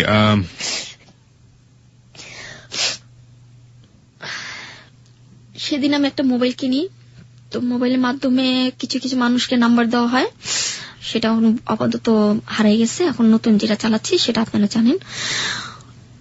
ওই নাম্বার দিয়ে আমি অনেক যোগাযোগ করছি, পাইনি। নাম্বারগুলো আপনি মেলায় মেলায় দিতেন? হ্যাঁ মেলায় মেলায় দিতাম, যে ও যে মেলায় থাকুক আমাকে একটু ফোন দিবেন। আপনি তো অপরিচিত মানুষকে দিতেন, ওরা কিভাবে আপনার হাজবেন্ডকে চিনবে? ওরা মেলা করতো যে একসাথে, ছবি দেখাইছি। আপনার হাজবেন্ড কি? ও আচ্ছা, ছবি দেখিয়ে দেখিয়ে ফোন নাম্বারগুলো দিয়ে আসতেন, আপনার নাম্বারটা দিয়ে আসতেন। আর আপনার হাজবেন্ড মেলাতে কি, তো হাজবেন্ড ছিলেন না, মানে এক ধরনের বন্ধু বলা যায়? হ্যাঁ ফ্রেন্ড ছিল। ফ্রেন্ড। ও কি করতো মেলাতে? ও মেলাতে দোকানদারি করতো, ওই যে কানের দুল, কসমেটিক্স গুলো বিক্রি করতো। আচ্ছা। এক পর্যায়ে দেখা গেল যে এক লোক আমাকে ফোন দিল যে মা তুমি কই আসছো? তখন আমি আলমের বাসা কাজ নেই ভাই, আমার কুল নেই, এখন আমি আলমের বাসা যাবত কাজ করতেছি, আমার ওইখানে থেকে আমার মেয়েকে খরচ দিচ্ছি, আমি নিজে চলতেছি। আচ্ছা। আলম তো তখন বেঁচে ছিলেন? না, আলম তখন মেয়েরা ফেলানো হয়েছিল। আলমকে তখন মেরে ফেলানো হয়েছে অলরেডি। ওকে। আলমের বাসায় থাকতাম, তো ওখান থেকে আমাকে একজনের নাম্বার দেবো, মা তুমি যেভাবে পারো নারায়ণগঞ্জে চলে যাও, নারায়ণগঞ্জ চাষারা ও দোকান করতেছে। ভাইয়া বিশ্বাস করবে না, আমার মনে হচ্ছে যে আমার মানে নতুন একটা জন্মগ্রহণ করলাম আমি ওকে পাইছি। তখন আমি জিন্স আর টি শার্ট পরে গেছি আর কেস পরে গেছি। আমার ছোটবেলা তো অভ্যাস ছেলেদের মতো চলাফেরা, এখনো ছেলেদের মতো চলাফেরা করি। গেছি, যাওয়ার পর মানে আমাকে দেখে থতবত খেয়ে গেছে, শয়তান হাজির, মানে বলতেছে শয়তান হাজির। পরে পায়ের উপরে পা উঠে বললাম কি ব্যাপার, মোবাইল বন্ধ কেন? কয় তুমি এখান থেকে চলে যাও। কেন চলে যেতে বলছে? আমাকে তার নাম্বার দিয়ে। পর ওর নাম্বার দিল, নাম্বার দেওয়ার পর ওই নাম্বার ওর সাথে আবার যোগাযোগ হয়। ও আবার ওর সাথে আমি মনে করেন টাকা পয়সা জমায়া ওর নিয়ে আমি হোটেলে যাই, ওর সাথে আবার ফিজিক্যাল করি। ওর সাথে ফিজিক্যাল করতে আমার খুব ভালো লাগতো, এই এতটুকুই। আমার হাজবেন্ডের সাথে ভালো লাগতো না, ওর সাথে যতটুকু ভালো লাগতো। এক কথা দুই কথা পর ওর বউ জানাজানি হয়ে গেল। এই মেয়ে আবার তোকে ফোন দেয়, ও তো রাস্তার একটা মেয়ে, ব্যবস একটা গালাগালি করে আমাকে। তো আমি মাথা কিছু নিই না। তো যখন আমাকে ওখানকার ছেলেরা আমাকে মাইর দৌড় করে, পাগলা অনেক মায়ের দৌড় করে। মায়ের দৌড় করার পর ওখান থেকে আমি আইসা পড়ি, আমি মামলাও করি, জিটি করি, এখনো মামলাটা মানে আছে, কিন্তু এখন তো তাকে ধরা হয়নি, জাহাঙ্গীরকে ধরা হয়নি, ওখান থেকে ও পালাই গেছে। পালা যাওয়ার পর ভাইয়া আমি সিদ্ধান্ত নেই যে আমি এ পথে নেমে যাব। যে বাচ্চার জন্য কিছু একটা করতে হবে আমার, এভাবে চলবে না। তো এক অনুষ্ঠানে আমি ডান্স করতেছি, তো ডান্স করার পর তো আমার মূল ওস্তাদ তার নাম হলো সুমন, সে আবার নতুন নতুন মেয়ে পেলে ফিজিক্যাল করে। যেমন এখন বর্তমান হয়েছে ডাইরেক্টররা যে কোনো একটা নতুন মেয়ে ঢুকাইতে গেলে তাকে আগে দেখতে হবে। এটা আপনি জানলেন কিভাবে? এটা আমি জানলাম কিভাবে, আমি এবিসিতে গেছি। এফডিসি? হ্যাঁ, এবিসিতে। তো এখানকার ডাইরেক্টররা বলতেছে যে মেয়ে তো ছোট, এই মেয়ে পারবে না, এই মেয়ে এসব কাজ করতে পারবে না। আলাপার আমার উস্তাদে বলতেছে একবার সুযোগ দেন, দেখেন পারে কিনা। তো জীবনে ফার্স্ট যে আমি এই পথে নামার জন্য, যে আমার ভাইয়ের সাথে নিজের ইচ্ছে করেছিলাম, আর আমার এই বন্ধুর সাথে, আর ওই যে 16 জন আমার সাথে যে করছে ওটা হলো জোর জবরদস্তি। আর যেটা আমার ভাইয়ের সাথে করছে আমার নিজের ইচ্ছা ছিল, আর যে আমার বন্ধুর সাথে করছে সেটা আমার মনে বতি ছিল। ভাই মানে পালিত ভাই? হ্যাঁ। ওকে। তারপর 2টা ডাইরেক্টর আমার সাথে করার পর 2000 টাকা দেয়, বাংলা ছবির পরিচালক। তারপর বলতেছে মেয়ে তো ভালোই, তো ওকে সাইট যে ডান্স করার জন্য। তো ডান্সের উস্তাদ আমাকে কন্ট্যাক্ট করে 1500 টাকা, কিন্তু আমাকে দেয় 500 টাকা নাচের জন্য। কিন্তু ভাই সেটা আমার হয় না, আমার ঘর ভাড়া 2500 টাকা, আমার মেয়ের খরচ আছে 1000 টাকা, আর আমার সংসার খরচ 500 টাকা, মাসে আমার 5000 টাকা লাগে। কিন্তু সেটা আমার আসে না। এমন করতে করতে অনেক ছেলেদের সাথে আমি ফিজিক্যাল করি, ফিজিক্যাল করতে করতে একদিন অফার আসে আমাকে দুবাই নিয়ে যাবে। মানে হচ্ছে ফুললি প্রস্টিটিউশনে চলে গেলেন? হ্যাঁ। এবং এটা হচ্ছে এই টাকা দিয়ে আপনার সংসার চলত? আমার মেয়েকে দিয়ে আমি নিজে চলি। এছাড়া আপনার কোনো রাস্তা ছিল না কাজকর্মের? আপনি বাধ্য হয়ে শেষমেশ যৌনকর্মী হিসেবেই নিজেকে নাম লেখালেন? জি। কিন্তু ভাই আমি যে নিজে একটা সিগনেচার করে যে একটা সরকারি চাকরি করব না গার্মেন্টসে ঢুকবো সেটা আমি জানি না। গার্মেন্টসে কে দিবে আমাকে চাকরি? আমি তো নিজের নামটা পর্যন্ত লিখতে পারি না। নিজের ইচ্ছে এই পথে নামা হলো। একজন অফার আসলো যে আমাকে দুবাই নিয়ে যাবে। তার নাম ছিল আবার তাহের। যে লোকটা আমাকে পাঠাবে তার নাম ছিল আবার মোস্তফা। ওকে। তাহের আমার নাম্বারটা নিয়ে যাওয়ার পর এই নাম্বারটা দিল আপনার মোস্তফাকে, যে মোস্তফা এই মেয়েটার সাথে যোগাযোগ করো, মেয়েটা ভালোই আছে, মেয়েটা চলবে তোমাদের এলাকা নিতে দুবাইতে নেওয়া যাওয়ার জন্য। মোস্তফাকে নাম্বারটা দেওয়ার পর মোস্তফা আমার সাথে যোগাযোগ করলো। তো মোস্তফা এক মেয়েকে ফোন দিল, ওনার নাম ছিল আবার তানিয়া। জি। ওর আবার সব মেয়েদের সাথে মানে তানিয়া এরকম করে অনেক মেয়েদের বাইরে পাঠানো হয় দুবাই। বলতেছে তানিয়া যে মেয়েটা তো ভালোই, মেয়েটা তো সুন্দর, তো ওর সাথে আর কোনো মেয়ে নেই। তা আমি আবার ভাবলাম যে আর কোনো মেয়ে, একটা মেয়ে আমাকে আগে দুবাই পাঠানো হোক, তারপর অন্য মেয়ের সাথে যোগাযোগ করা যাবে। আপনাকে যে দুবাই পাঠাচ্ছে কি বলে দুবাই পাঠাচ্ছে? আপনাকে কি নাচের বিষয়। নাচ? ওখানে গিয়ে নাচ করবেন আপনি? ওখানে যে ডান্স করবো, বারে ডান্স। ও, বারে ডান্স করবেন আপনি। বাংলাদেশে আপনি যখন প্রস্টিটিউশনে যোগ দিলেন সেই সময় আপনি কি ধরনের কাজ করতেন? নাচ করতেন? হ্যাঁ, বিয়ের অনুষ্ঠানে, গায়ে হলুদ, জন্মদিন, মুসলমানিতে এরকম করে ডান্স করতাম। অনেক চিজ পেয়ে যেত, মানে আমি বারে কখনো ডান্স করিনি। বারে কখনো ডান্স করেননি? আর এই বিভিন্ন ফেস্টিভ যেগুলো উৎসব হতো সেখানে ডান্স করতেন। কি পরিমাণ টাকা পেতেন? পেতাম বকশিস হিসেবে মনে করেন আমার 1000 টাকার মতো পেতাম প্রত্যেকটা অনুষ্ঠানে। আর আপনি যে প্রস্টিটিউশনে গেলেন সেই প্রস্টিটিউশনটা কি ধরনের প্রস্টিটিউশন ছিল? লাইক আপনাকে রাস্তায় দাঁড়াতে হতো? হ্যাঁ।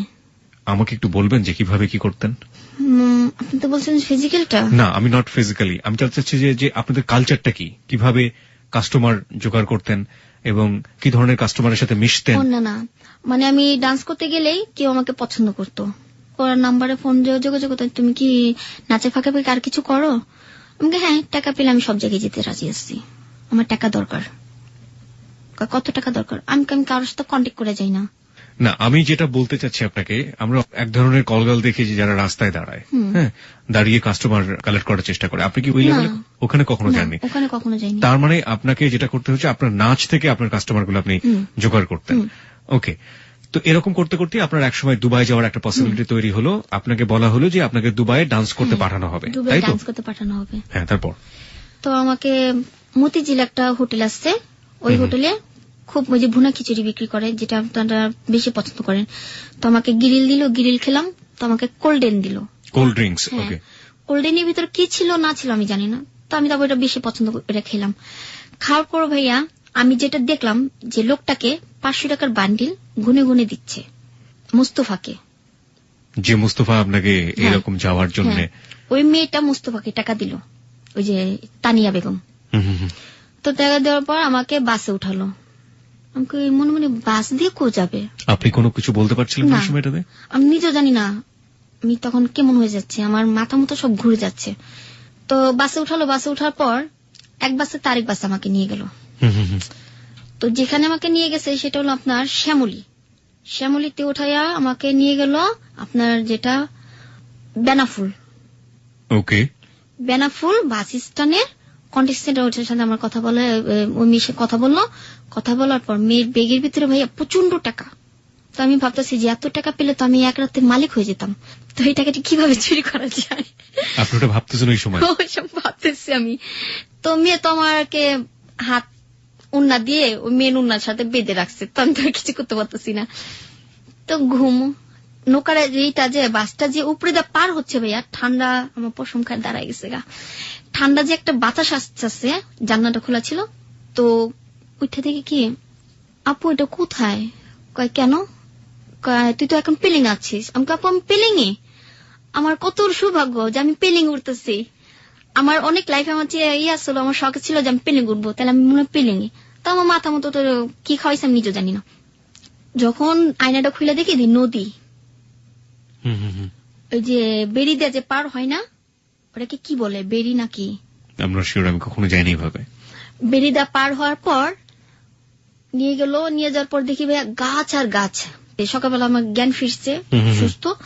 আপু আমি যাব দুবাইতে, আমাকে কোথায় নিয়ে যাচ্ছ? চুপচাপে বসে থাক। ওই মুহূর্তে শুয়ারেছি। শোয়ার পর ভাইয়া কি করলো, আমার চুলগুলি কেটে ফেলে দিল। ওই বাসের মধ্যে? হ্যাঁ, বাসের ভিতর চুলগুলি আমার কেটে ফেলে দিল। চুলগুলি এতটুকু খুলে ফেলাইলো আমার। খারাপ পর বাসের ভিতর আমার কাপড় চেঞ্জ। বাসের মধ্যে কাপড় চেঞ্জ করেন? আমার তো হুঁশ নেই। তো বেনাফুল চিলিতেছে। বাস যখন থামছে তখন বেনাফুল। পরে মনে মনে কই কি এইটা কি বেনাফুল? এই যে মানুষ যে পার হয়, এইটা কি সে বেনাফুল? তখন ভাইয়া মনে হচ্ছিল যে আমার লাইফে মনে আর কখন আমি বাংলাদেশ দেখতে পারবো না, আমি আর ঢাকায় ফিরতে পারবো না, এইটি মনে আমার জীবন আমার শেষ। তো মেয়েটা যখন ভিতরে ঢুকে, এক সিএনজি থেকে আরেক সিএনজি, আরেক সিএনজি থেকে আরেক সিএনজি, ওখানে এটাই নিয়ম। তো বাংলাদেশে কিছু টাকা ওখানে দিয়ে যায়।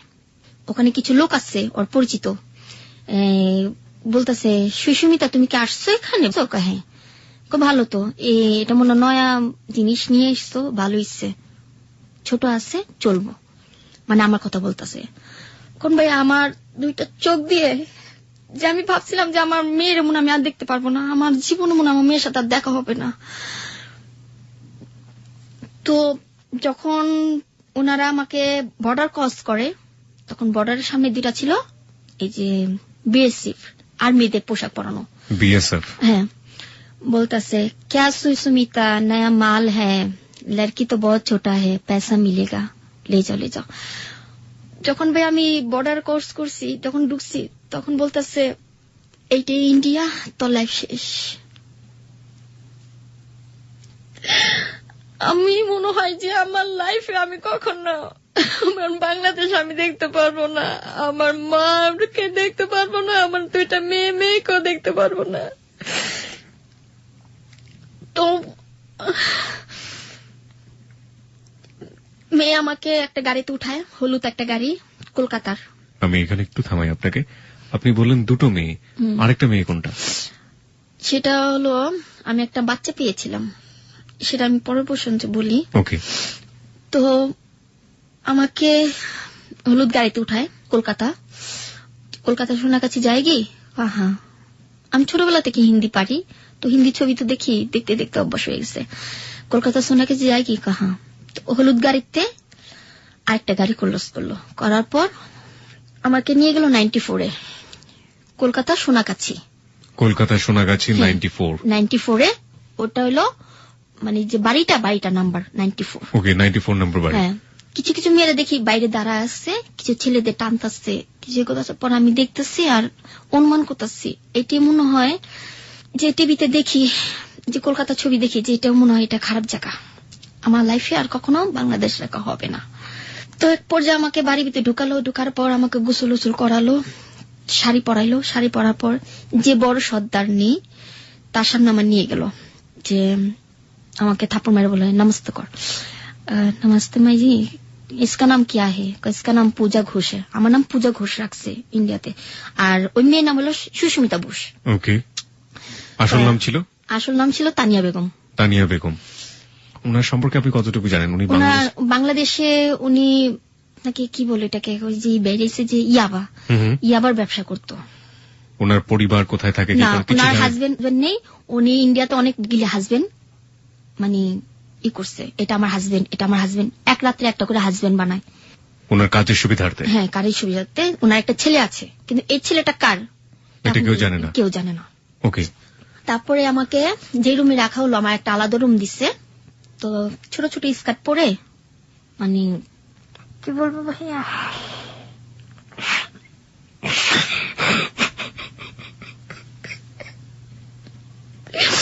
আমার লাইফে আমি এরকম কাপড় কখনো পরিনি। যেখানে আমি ডান্স করতাম, চিন্তা করতাম যে আমি তো কখনো এরকম খোলামেলা ডান্স করিনি, আর কেউ আমার গায়ে হাতও দেয়নি। তো এইসব কাপড় পরে আমি কিভাবে রাস্তা দাঁড়াবো? তো রাস্তাও না, বাড়ির ভিতরে প্রথম যে কাস্টমারটা আসলো, মেয়েদের দালাল, হ্যান্ডব্যাগ পরে, এই যে বাইক চালায় না, হ্যান্ডব্যাগ পরে আসলো। তো বলতেছে সুস্মিতা যে দেখো বাবু, ये नया माल है, इसको अभी तक कोई हाथ नहीं लगाया, तो तुम सेट कर दो। कहा ठीक है, कितने रुपया? 550 में। 550 रुपया है, दे दो। তো 550 টাকা দিল। দেওয়ার পর ওই লোকটা আমার সাথে এই করলো, বাধ্যমূলক আমাকে করতে হচ্ছে ভাইয়া, কারণ এখন আমার যান বাঁচাতে হবে। তো রাত্রে একটা কাস্টমার আসলো আর বললো কি, नया माल कौन है? कहा ये है, इसका नाम क्या है?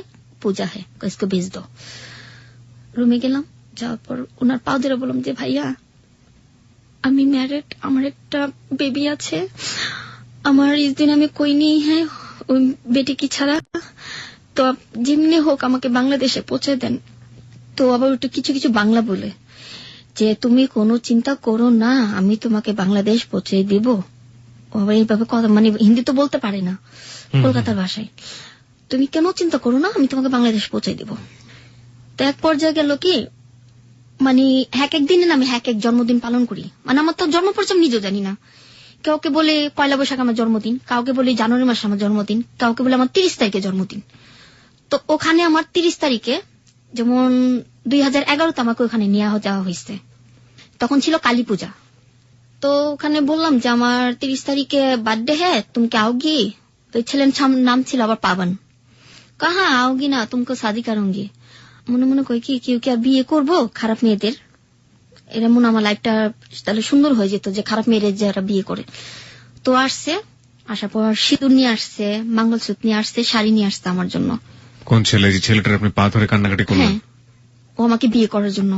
বিয়ে করতে চাই আপনাকে? হ্যাঁ, বিয়ে করতে চায়, বিয়ে করে মানে এইসব ব্যবসাতে নামানোর জন্য। ওদের এটা ব্যবসা। বিয়ে করে ব্যবসাতে নামাবে ঠিক বুঝলাম না। মানে ওখানে একটা নিয়ম হলো ইন্ডিয়াতে, আপনার কলকাতাতে ভাইয়া আপনাকে বলি যে ছোট ছোট মেয়েদের এইসব পথে নামা দেয়, যদি কাজ না করে তাহলে মারধর করে। আমি যেটি দেখে আসছি সেটা, যদি আমি আমার হাতে মোবাইল ছিল না, নাহলে ভিডিও করে আপনাকে দেখাইতাম, ছোট ছোট পিচি পিচি মেয়েদের এসব কাজ করানো হয়, এই প্রস্টিটিউশন। হ্যাঁ। তো বিয়ের সাথে এটা সম্পর্ক কি?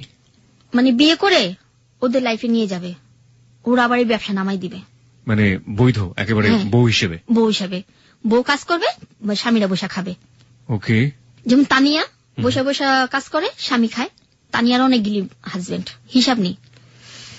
এরকম প্রতি রাতে এরকম করে একটা করে কাস্টমার আসে, আমাকে পছন্দ করে, কেউ বিয়ে করতে চায়, কেউ আমাকে নিয়ে যাবে, কেউ আমাকে এখান থেকে মুক্তি করবে, কিন্তু কেউ পারে না। ওই তানিয়া বলতেছে প্যার করতি হো, রন্ডি গো কই প্যার করতি হ্যাঁ, এসে বলতি। তো যখন বললো যে ভাইয়া রন্ডি, তো আমি আবার সে বকা বুঝি না। তো ওই যে ঢাকার ভিতরে বকাবকি করতো মেয়েরা।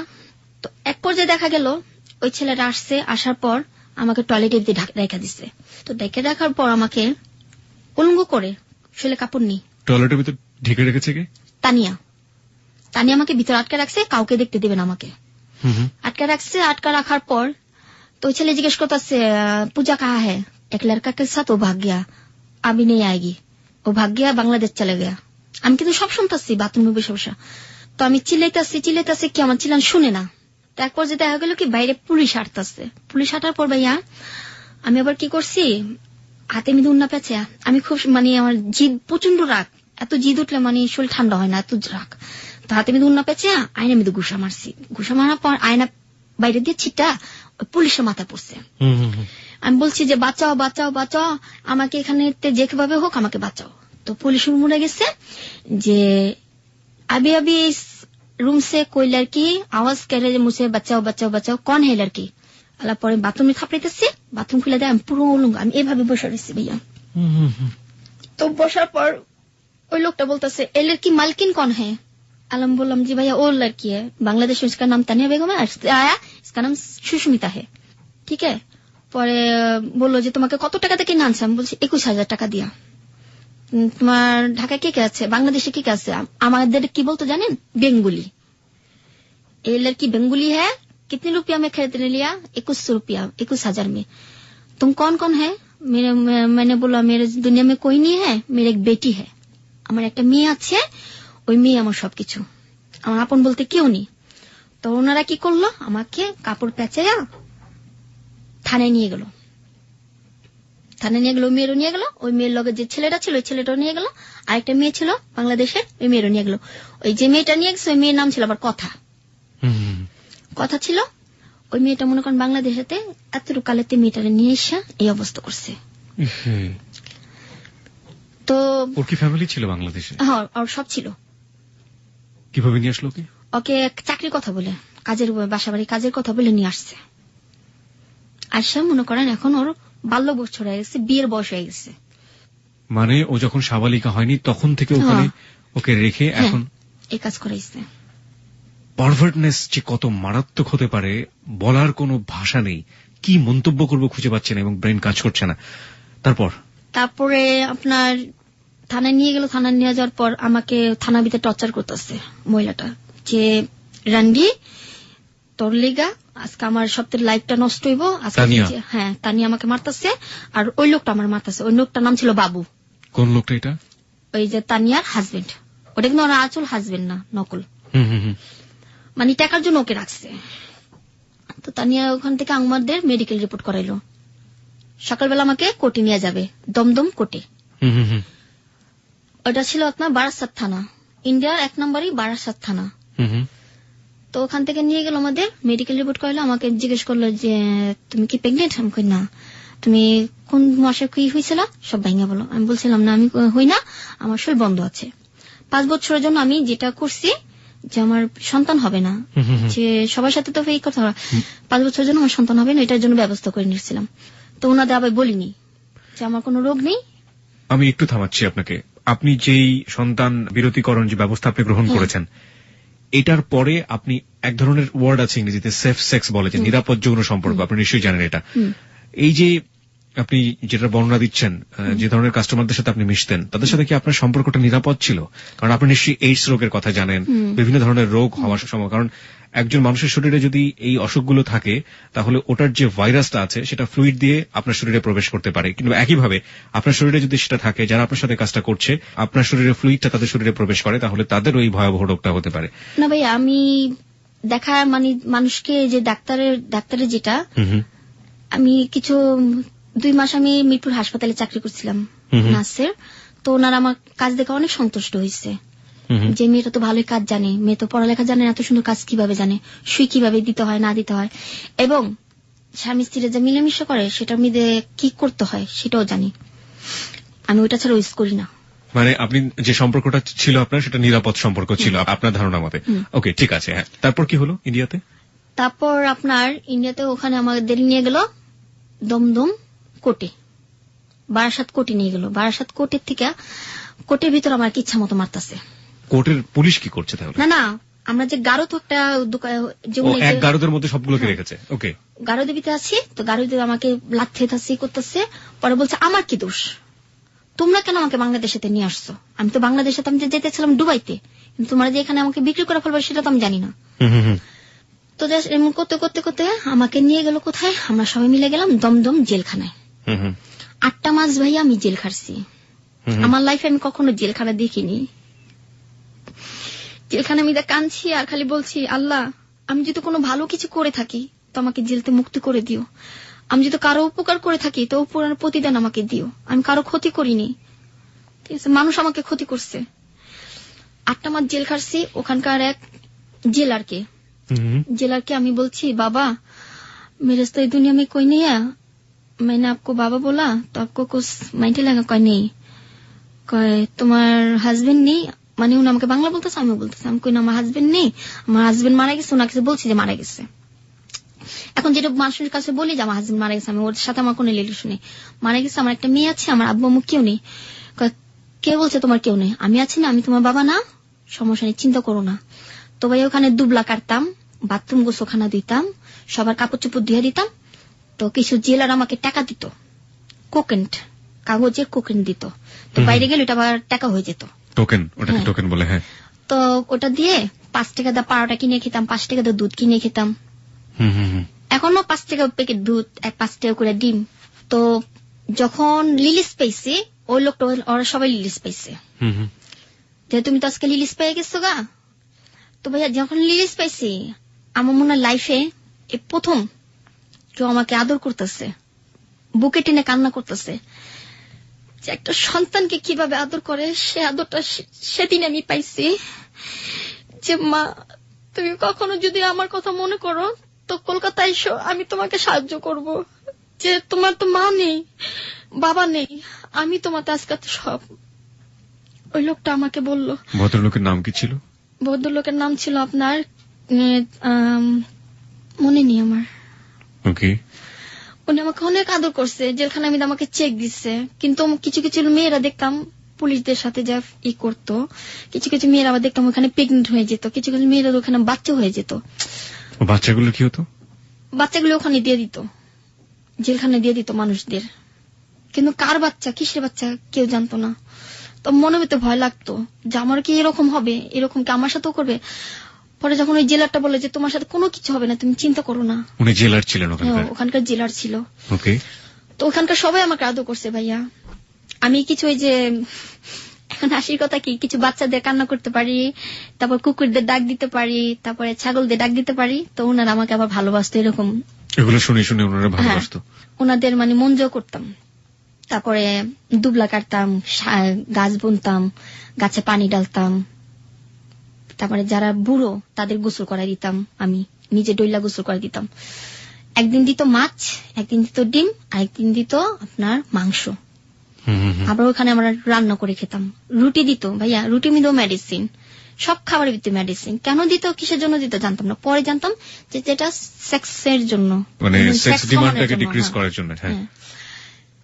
তো যখন আমি লিলিস পাইছি, জেলাটা আমাকে ধরে অনেক কান্না করলো, যে বলল যে যখন তোমার প্রয়োজন পড়বে তুমি আমাকে বলো, আমি তোমাকে বাংলাদেশ থেকে এখানে নিয়ে আসবো আমার কাছে রাখার জন্য। কিন্তু ভাই আমি আর যেতে চাই না। তখন এখান থেকে লিলিস পাইছি, ওই মহিলাটা যে তানিয়া বেগম, সে আমাকে বলে তোকে তো বাংলাদেশে পাঠানো হবে না, তোর কিডনি বেচবো, চোখ বেচবো, তারপরে টাকা ঋণ শোধ করবো। আমি যখন শুনি যে আমার কিডনি বিক্রি করা হবে, চোখ উঠানো হবে, তখন আমি ভাবি যে আল্লাহ, আমার মনে হয় লাইফে মনে আমার মেয়েকে আর দেখতে পারবো না এই চোখ দিয়ে, আমার মেয়েকে মনে হাত দিয়ে আমি আদর করতে পারবো না। তখন দৌড় পেরে হাওড়া ব্রিজ আছে না, ওইখানে চলে যাই। তখন গিরি গিরি শীত, বৃষ্টি পড়তেছে, শৈলে কাপড় নাই, এভাবে কোকড়া হয়ে কাঁদতেছে। তো যেদিন আমরা ছাড়া পাই, ওদিন ওই লোকটা ছাড়া পায়। ঠিক আছে, আমি আমার টিপসই এখনো মানে দেখাইছি। তো বলতেছে, মানে বাংলা কথা বলতেছে, এই মেয়ে তুমি কাঁদতেছো কেন? আমি কই ভাইয়া একটা রাতকে আপনার বাসা আমাকে রাখবেন, খুব বিপদ, আমি একটা মেয়ে হয়ে কোথায় যাব, যদি কেউ আমাকে মেরে ফেলে, কেউ যদি আমাকে নিয়ে বিক্রি করে ফেলে। আবার তুমি কি জেলে থেকে ছাড়া পাইছো? আমাকে হ্যাঁ ভাই, এই যে আমার হাতে টিপসই আছে, আমি জেলে থেকে ছাড়া পাইছি। আমিও তো আজকে জেলে থেকে ছাড়া পাইছি। ওর নাম ছিল আবার আশিক। ও আবার বলতেছে যে চলো আমার বাসায়। তো ভাইয়া ওর রুম দেখে আমার লাইফে আমি এত বড় রুম দেখিনি। এই যে রুমটা আমার জন্য, আর পাশের রুমটা হলো ওর। কিন্তু ও যে আমার গায়ে হাত দিবে এটা পর্যন্ত করেনি, বোনের চেয়ে বেশি দেখছে। বাংলাদেশের রান্না করে যে খাওয়াইছি ভাইয়া, ওর লাভার সাথে আমাকে কথা বলাইছে। ওর লাভার বলতেছে যে বোন তুমি চিন্তা করো না, ও তোমাকে যেভাবে হোক পৌঁছায় দিবে বাংলাদেশ, তুমি বাংলাদেশ চলে যাও, এখানে থাকলে কোন একটা বদ্ধ মেয়ে এখানে থাকলে খারাপ হয়ে যাবে। তো ভাইয়া একটা নাম্বার ছিল আমার, কার নাম্বার ছিল জানেন? আমার ওস্তাদের নাম্বার। কোন ওস্তাদ? নাচের ওস্তাদ? হ্যাঁ, নাম হলো সুমন। হ্যাঁ। ওনার নাম্বারটা মনে ছিল, আমার কারো নাম্বার মনে ছিল না। ওস্তাদের সাথে কথা বললাম। এই ওস্তাদ যেও আপনাকে শারীরিক সম্পর্ক থেকে বাদ দেয়নি? না, উনি আমার সাথে কিছু করেনি। কিছু করেনি? না, উনি আমাকে বোনের মতো দেখছে। ওকে। এখনো সেটা দেখে। আমি ফোন দিলাম, ওস্তাদ আমার জন্য কাইন্দা দিচ্ছে যে তুই কবে আসবি বাংলাদেশে। ওস্তাদ আপনি যেমনে পারেন আমার জন্য কিছু টাকা পাঠান। কয় টাকা তো এখান থেকে পাঠানো যাবে না, তুই এক কাম কর, ওনারকে বল তোকে টাকা দেওয়ার জন্য। তো যাকে আমি ভাইয়া বলছি উনি আমাকে 16,000 টাকা দিচ্ছে। 16,000 টাকা? হ্যাঁ, 16,000 টাকা দিচ্ছে, সব ইন্ডিয়ার টাকা। তো আমি তো ইন্ডিয়ার টাকা কত ভাঙলে কত হয় সেটা জানি না। দেওয়ার পর বলতেছে এক মহিলার সাথে যাবা, উনি তোমাকে ওনার বাসায় সন্ধ্যার দিকে তোমাকে ওখানে পৌঁছে দিবে। বর্ডার ক্রস করতে পারতাছি না ভাইয়া, বর্ডারের মধ্যে সব খাড়া হয়েছে। কি জানি বিএসএফ। হ্যাঁ, বিএসএফ রা খাড়ানো। তো বিএসএফ রা খাড়ানো, তো উনি বলতেছে যে তুমি তো হিন্দি কথা পারো, তোমাকে জিজ্ঞেস করলে তুমি উত্তর দিও। আমাকে ঠিক আছে। তো খালি বাবার লোকনাথের নাম নিচ্ছি, আমি লোকনাথের খুব ভক্ত। তো বাবা লোকনাথ? হ্যাঁ। আপনি জানেন না আপনি হিন্দু না মুসলিম? না, আমি নিজেও জানি না। ওকে। আমি এখনো ওই যে দুর্গাপূজা আসলে দুর্গাপূজা মিদে শরিক হই, ডান্স করি, পূজা করি। কালী পূজার মধ্যে যোগান দেই। সবাই বলে যে তুমি কি হিন্দু, তুমি তো মুসলমানরা কখনো তো উড়ু করতে পারে না, তুমি কেন করো? আপনি ওটা করেন, আপনি মুসলিম যে রীতিগুলো সেগুলো পালন করেন। এখন আপনি নামাজ পড়েছেন কখনো? হ্যাঁ, নামাজ পড়ছি। ওই যে আল্লাহ আল্লাহ বলে যতটুকু আল্লাহ যতটুকু সূরা কালাম তো কিছু আপনাকে কেউ কখনো শেখায়নি? না, মানে এতটুকু জানি লা ইলাহা ইল্লাল্লাহু মুহাম্মাদুর রাসূলুল্লাহ, এতটুকু। এর বাইরে আপনি কিছু জানেন না? এর বাইরে আর কিছু জানি না, এটা শিখছি মানুষের দেখা দেখি। ওকে, তারপর কি হলো? তো উনি আমাকে 16,000 টাকা দিল। তো 16,000 টাকা দিয়ে বলল যে একটা মহিলা আসছে আমার বাসায় কাজ করে, তো তুমি ওর সাথে যোগাযোগ করো। ওই মহিলাকে ফোন দিয়ে আনাইছে। তো আনার পর বলল যে মাসি ওকে যেভাবে পারো বাংলাদেশে পৌঁছে দাও। তো বাংলাদেশে পৌঁছে দেওয়ার জন্য বলতেছে ওর কাছে কি আছে, আমি টাকা দিয়ে দিচ্ছি, ও যেতে পারবে। তো যাওয়ার পর ওই মাসি তার বাসা নিয়ে গেল। তো আমার একটা বার চুরির অভ্যাস ছিল ভাইয়া, মানে যেকোনো কিছু দেখলে আপনি চুরি করতেন? হ্যাঁ, সুন্দর একটা জিনিস দেখলে আমি চুরি করতাম। তো এখানে ছিল আবার সিঁদুরের কোটা, ওটা ছিল আবার চান্দির। ওটা আমি আবার লগে নিয়ে আসিনি। যে মহিলার বাসা আমাকে নিয়ে গেছে ওই মহিলা ছিল আবার প্রেগনেন্ট। হ্যাঁ, ওই মাসির ছেলের বউ। তো মাসির ছেলের বউকে আমি আবার দিয়ে দিলাম যে বৌদি এটা আপনি রেখে দেন, আপনার কাজে দিবে, আপনি সিঁদুর শুধু রাখলে কপালে দিতে পারবেন, এটা রেখে দেন। কইটা কই পাইছো? আমাকে যেখান থেকে পাই, আপনাকে আমি গিফট করছি, এটা রেখে দেন। রেখে দেওয়ার পর আমাকে পুরান কতরি কাপড় চুপড় দিল। তো আমি তো এগুলি পরার অভ্যস্ত নই, যে ছিঁড়া ফাড়া কাপড় আগে যেটা পরছি এখন তো সেটা পরবো না আমি। তো ওইটা আমি গাঠি বেঁধে নিয়ে আসছি। তো জেলখানা যে আমি ছিলাম, জেলখানা বসে যে একটা খেতা সিলি করছিলাম, এই খেতাটা আমি লগে করে নিয়ে আসছি। আমাকে নিয়ে গেল কোথায়?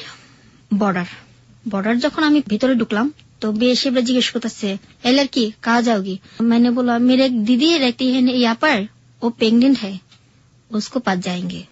कहाँ पर तेरा दीदी? हमको उधर। नाम क्या है? हमको दीदी का नाम पूजा है। तुम्हारा नाम क्या है? मैंने बोला मेरा नाम तानिया है।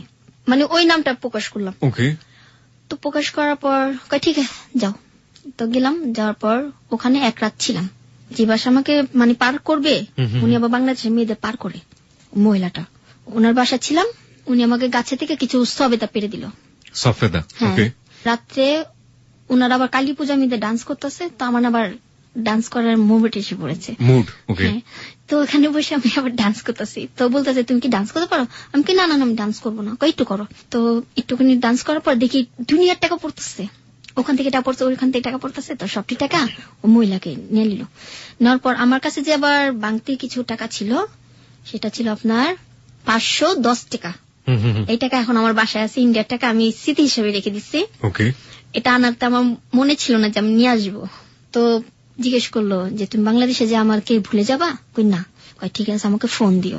নৌকা আসলো ভাইয়া, একটা বাংলাদেশে পতাকা লাগানো নৌকা আসলো। তো ভাই আমি ভাবছিলাম যে মাটি, চোরাবালু ভিতরে যে গাইরা যাবো সেটা আমি জানি না, মাটি।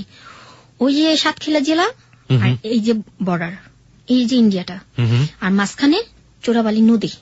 ওকে।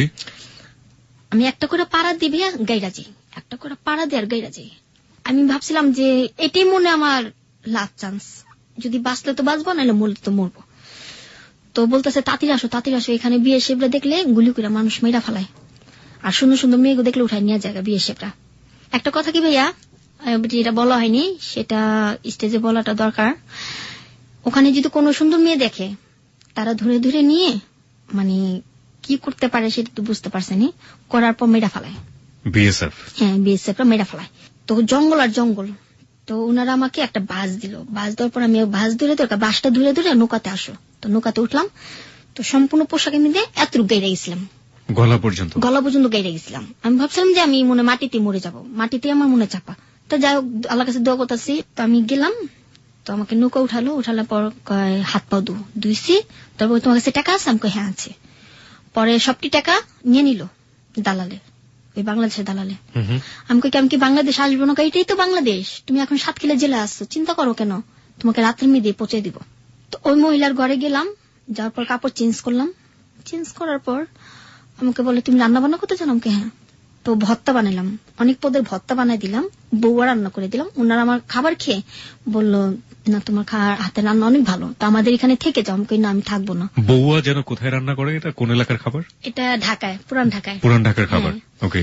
তো আমার হাতে মিলে একটা ছিল মঙ্গলসূত্র, যে ইন্ডিয়াতে যেটা বলে মঙ্গলসূত্র, যেটা বলে এটাকে আমরা বলি চেন। তো চেনের ভিতরে যে এতটুকু স্বর্ণ ছিল আমি আবার জানি, আমি তো স্বর্ণ চিনি না, আমার লাইফে আমি কখন স্বর্ণ পড়িনি। এই যে আমার নাকি চুমকিটা দেখতেছেন বর্তমানে, সেটা হলো আমার এক ফ্রেন্ড গিফট করছিল। বলছে এটা সবসময় নাকে রাখবা, সবাই বলে যে তোমার বিয়ে হয়ে গেছে, বর্তমানে তোমার হাজবেন্ড আছে, এটা বলবা। তো আমি স্বর্ণ চিনি না, তো ওনাকে আমি দিলাম যে এটা আপনি রেখে দেন। এটা আপনি কোথা থেকে কিনেছিলেন না কেউ আপনাকে দিয়েছিল? ওখান থেকে আমি চুরি করছিলাম। ওই বাসা থেকে আপনি মঙ্গলসূত্র চুরি করেছিলেন? ওর অনেস্টিটাই এখানে একটা মূল কথা। ও যা করেছে ও তাই বলছে, এবং ওর লাইফে যা হয়েছে সেটাই ও বলছে। ওকে, হ্যাঁ, তারপরে কিছু চকলেটও চুরি করছি, সাবান চুরি করছি, যে আমার লাইফে আমি বিদেশি সাবান দিয়ে কখনো গোসল করিনি, আর বিদেশি চকলেটও খাইনি। তো বিস্কুট ওখানে 5 টাকা প্যাকেট। তো আমার কাছে কিছু ভাঙতি টাকা ছিল, আমি কইছি কি কিছু সাবান কিনে নিয়ে যাব, শ্যাম্পু কিনে নিয়ে যাব। তো কেনাকাটা করছি। ওই লোকটা আমাকে বললো যে বোন তোমার কাছে যা টাকা আছে বাংলাদেশে ইন্ডিয়ার টাকা আমাকে দিয়ে দাও। আমি কই আমার বাংলাদেশে টাকা দিবেন না? কেন তোমার তো আমি গাড়িতে উঠাই দিতে চাচ্ছি, মাংনা গাড়িতে। তো আমাকে বাইক দিয়ে রাত 9:30 আমাকে নিয়ে বাস স্ট্যান্ডে গেল, একটা লাল একটা চাদর দিছে ওনারা। আমাকে বলতেছে বোন লাইফে কোনোদিন যদি আমার সাথে দেখা করার ইচ্ছা থাকে তো আমার সাথে যোগাযোগ করো, আমি তোমাকে আবার ইন্ডিয়াতে একটা চাকরি দিব। তখন ভাইয়া ইন্ডিয়াতে যখন আমি আসে পড়ছি, এখন কি আবার যাওয়ার ইচ্ছা আছে আমার? আপনারই বলেন। আপনি বলেন, আপনার ফিলিংসটা যেটা হচ্ছে আপনি সেটাই বলেন। ওনারা আমাকে বাসে উঠা দিল, কিছু কাপড় চোপড় দিল, ওনারা আবার বাংলাদেশে একটা ব্যাগ দিচ্ছে। তো বলতেছে তোমাকে কোন জায়গায় নামা দিলে তোমার সুবিধা হবে। আমি ভাইয়া একটা জায়গায় চিনি, সে হলো শ্যামলী বাস স্ট্যান্ড, এমনি তো আর কোন জায়গা আমি চিনি না। এই যে আমি শ্যামলী আসলে কলকাতাতে বাস যায় শ্যামলী থেকে, সেই জন্য আপনি বারবার হয়তো শ্যামলী বাস স্ট্যান্ডের কথা বলছেন। হ্যাঁ, যেখান থেকে প্রথম আমাকে যখন নিয়ে বিক্রি করা হয়েছিল সেখানে শ্যামলী।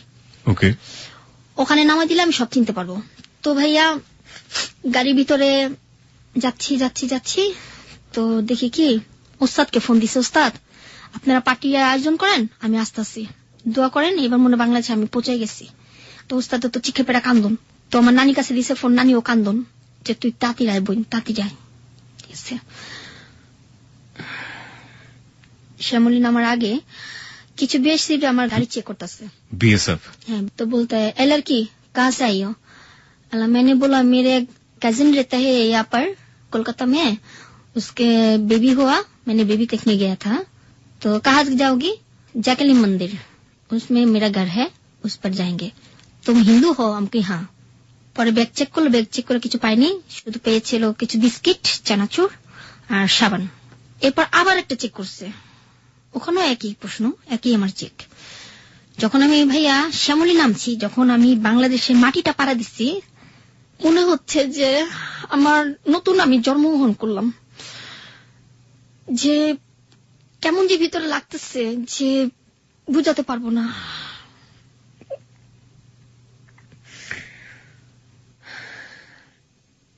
8 মাস পর, এবং আপনার ভিতরে আমি কখনো ভাবতে পারিনি যে বাংলাদেশ আমি আবার দেখতে পারবো, যে সবাইকে দেখতে পারবো। তো আমার ওস্তাদকে ধরে আমি কান্না করছি যে ভাই আমি আইসা পড়ছি, ভাই আমি আর যাবো না। আমার ভাই আমাকে বললো যে কে লেগে গেছো, তুই কে লেগে? আমার ওস্তাদ আমার ধরে কান্দা দিচ্ছে। তো ওস্তাদকে বললাম ওস্তাদ 150 টাকা গাড়ি ভাড়া শ্যামলী থেকে আসছে, আপনি দেন। পরে দিচ্ছে, দেওয়ার পর গলির ভিতরে গেছি, গলির ভিতরে যাওয়ার পর আমার মেয়ে আমার শুনে দৌড় পেয়ে আসছে। আমার মেয়ে আমাকে তুলে বলতেছে, আম্মু তুমি কই গেছিলা? আম্মু তোমাকে ছাড়া আমার ভাল লাগে নাই, তুমি কোথায় গেছিলা? আম্মু আমার একটু বুকে টেনে নাও মা। আমার মেয়ে চিৎকার পেয়ে আমাকে ধরে কান্না।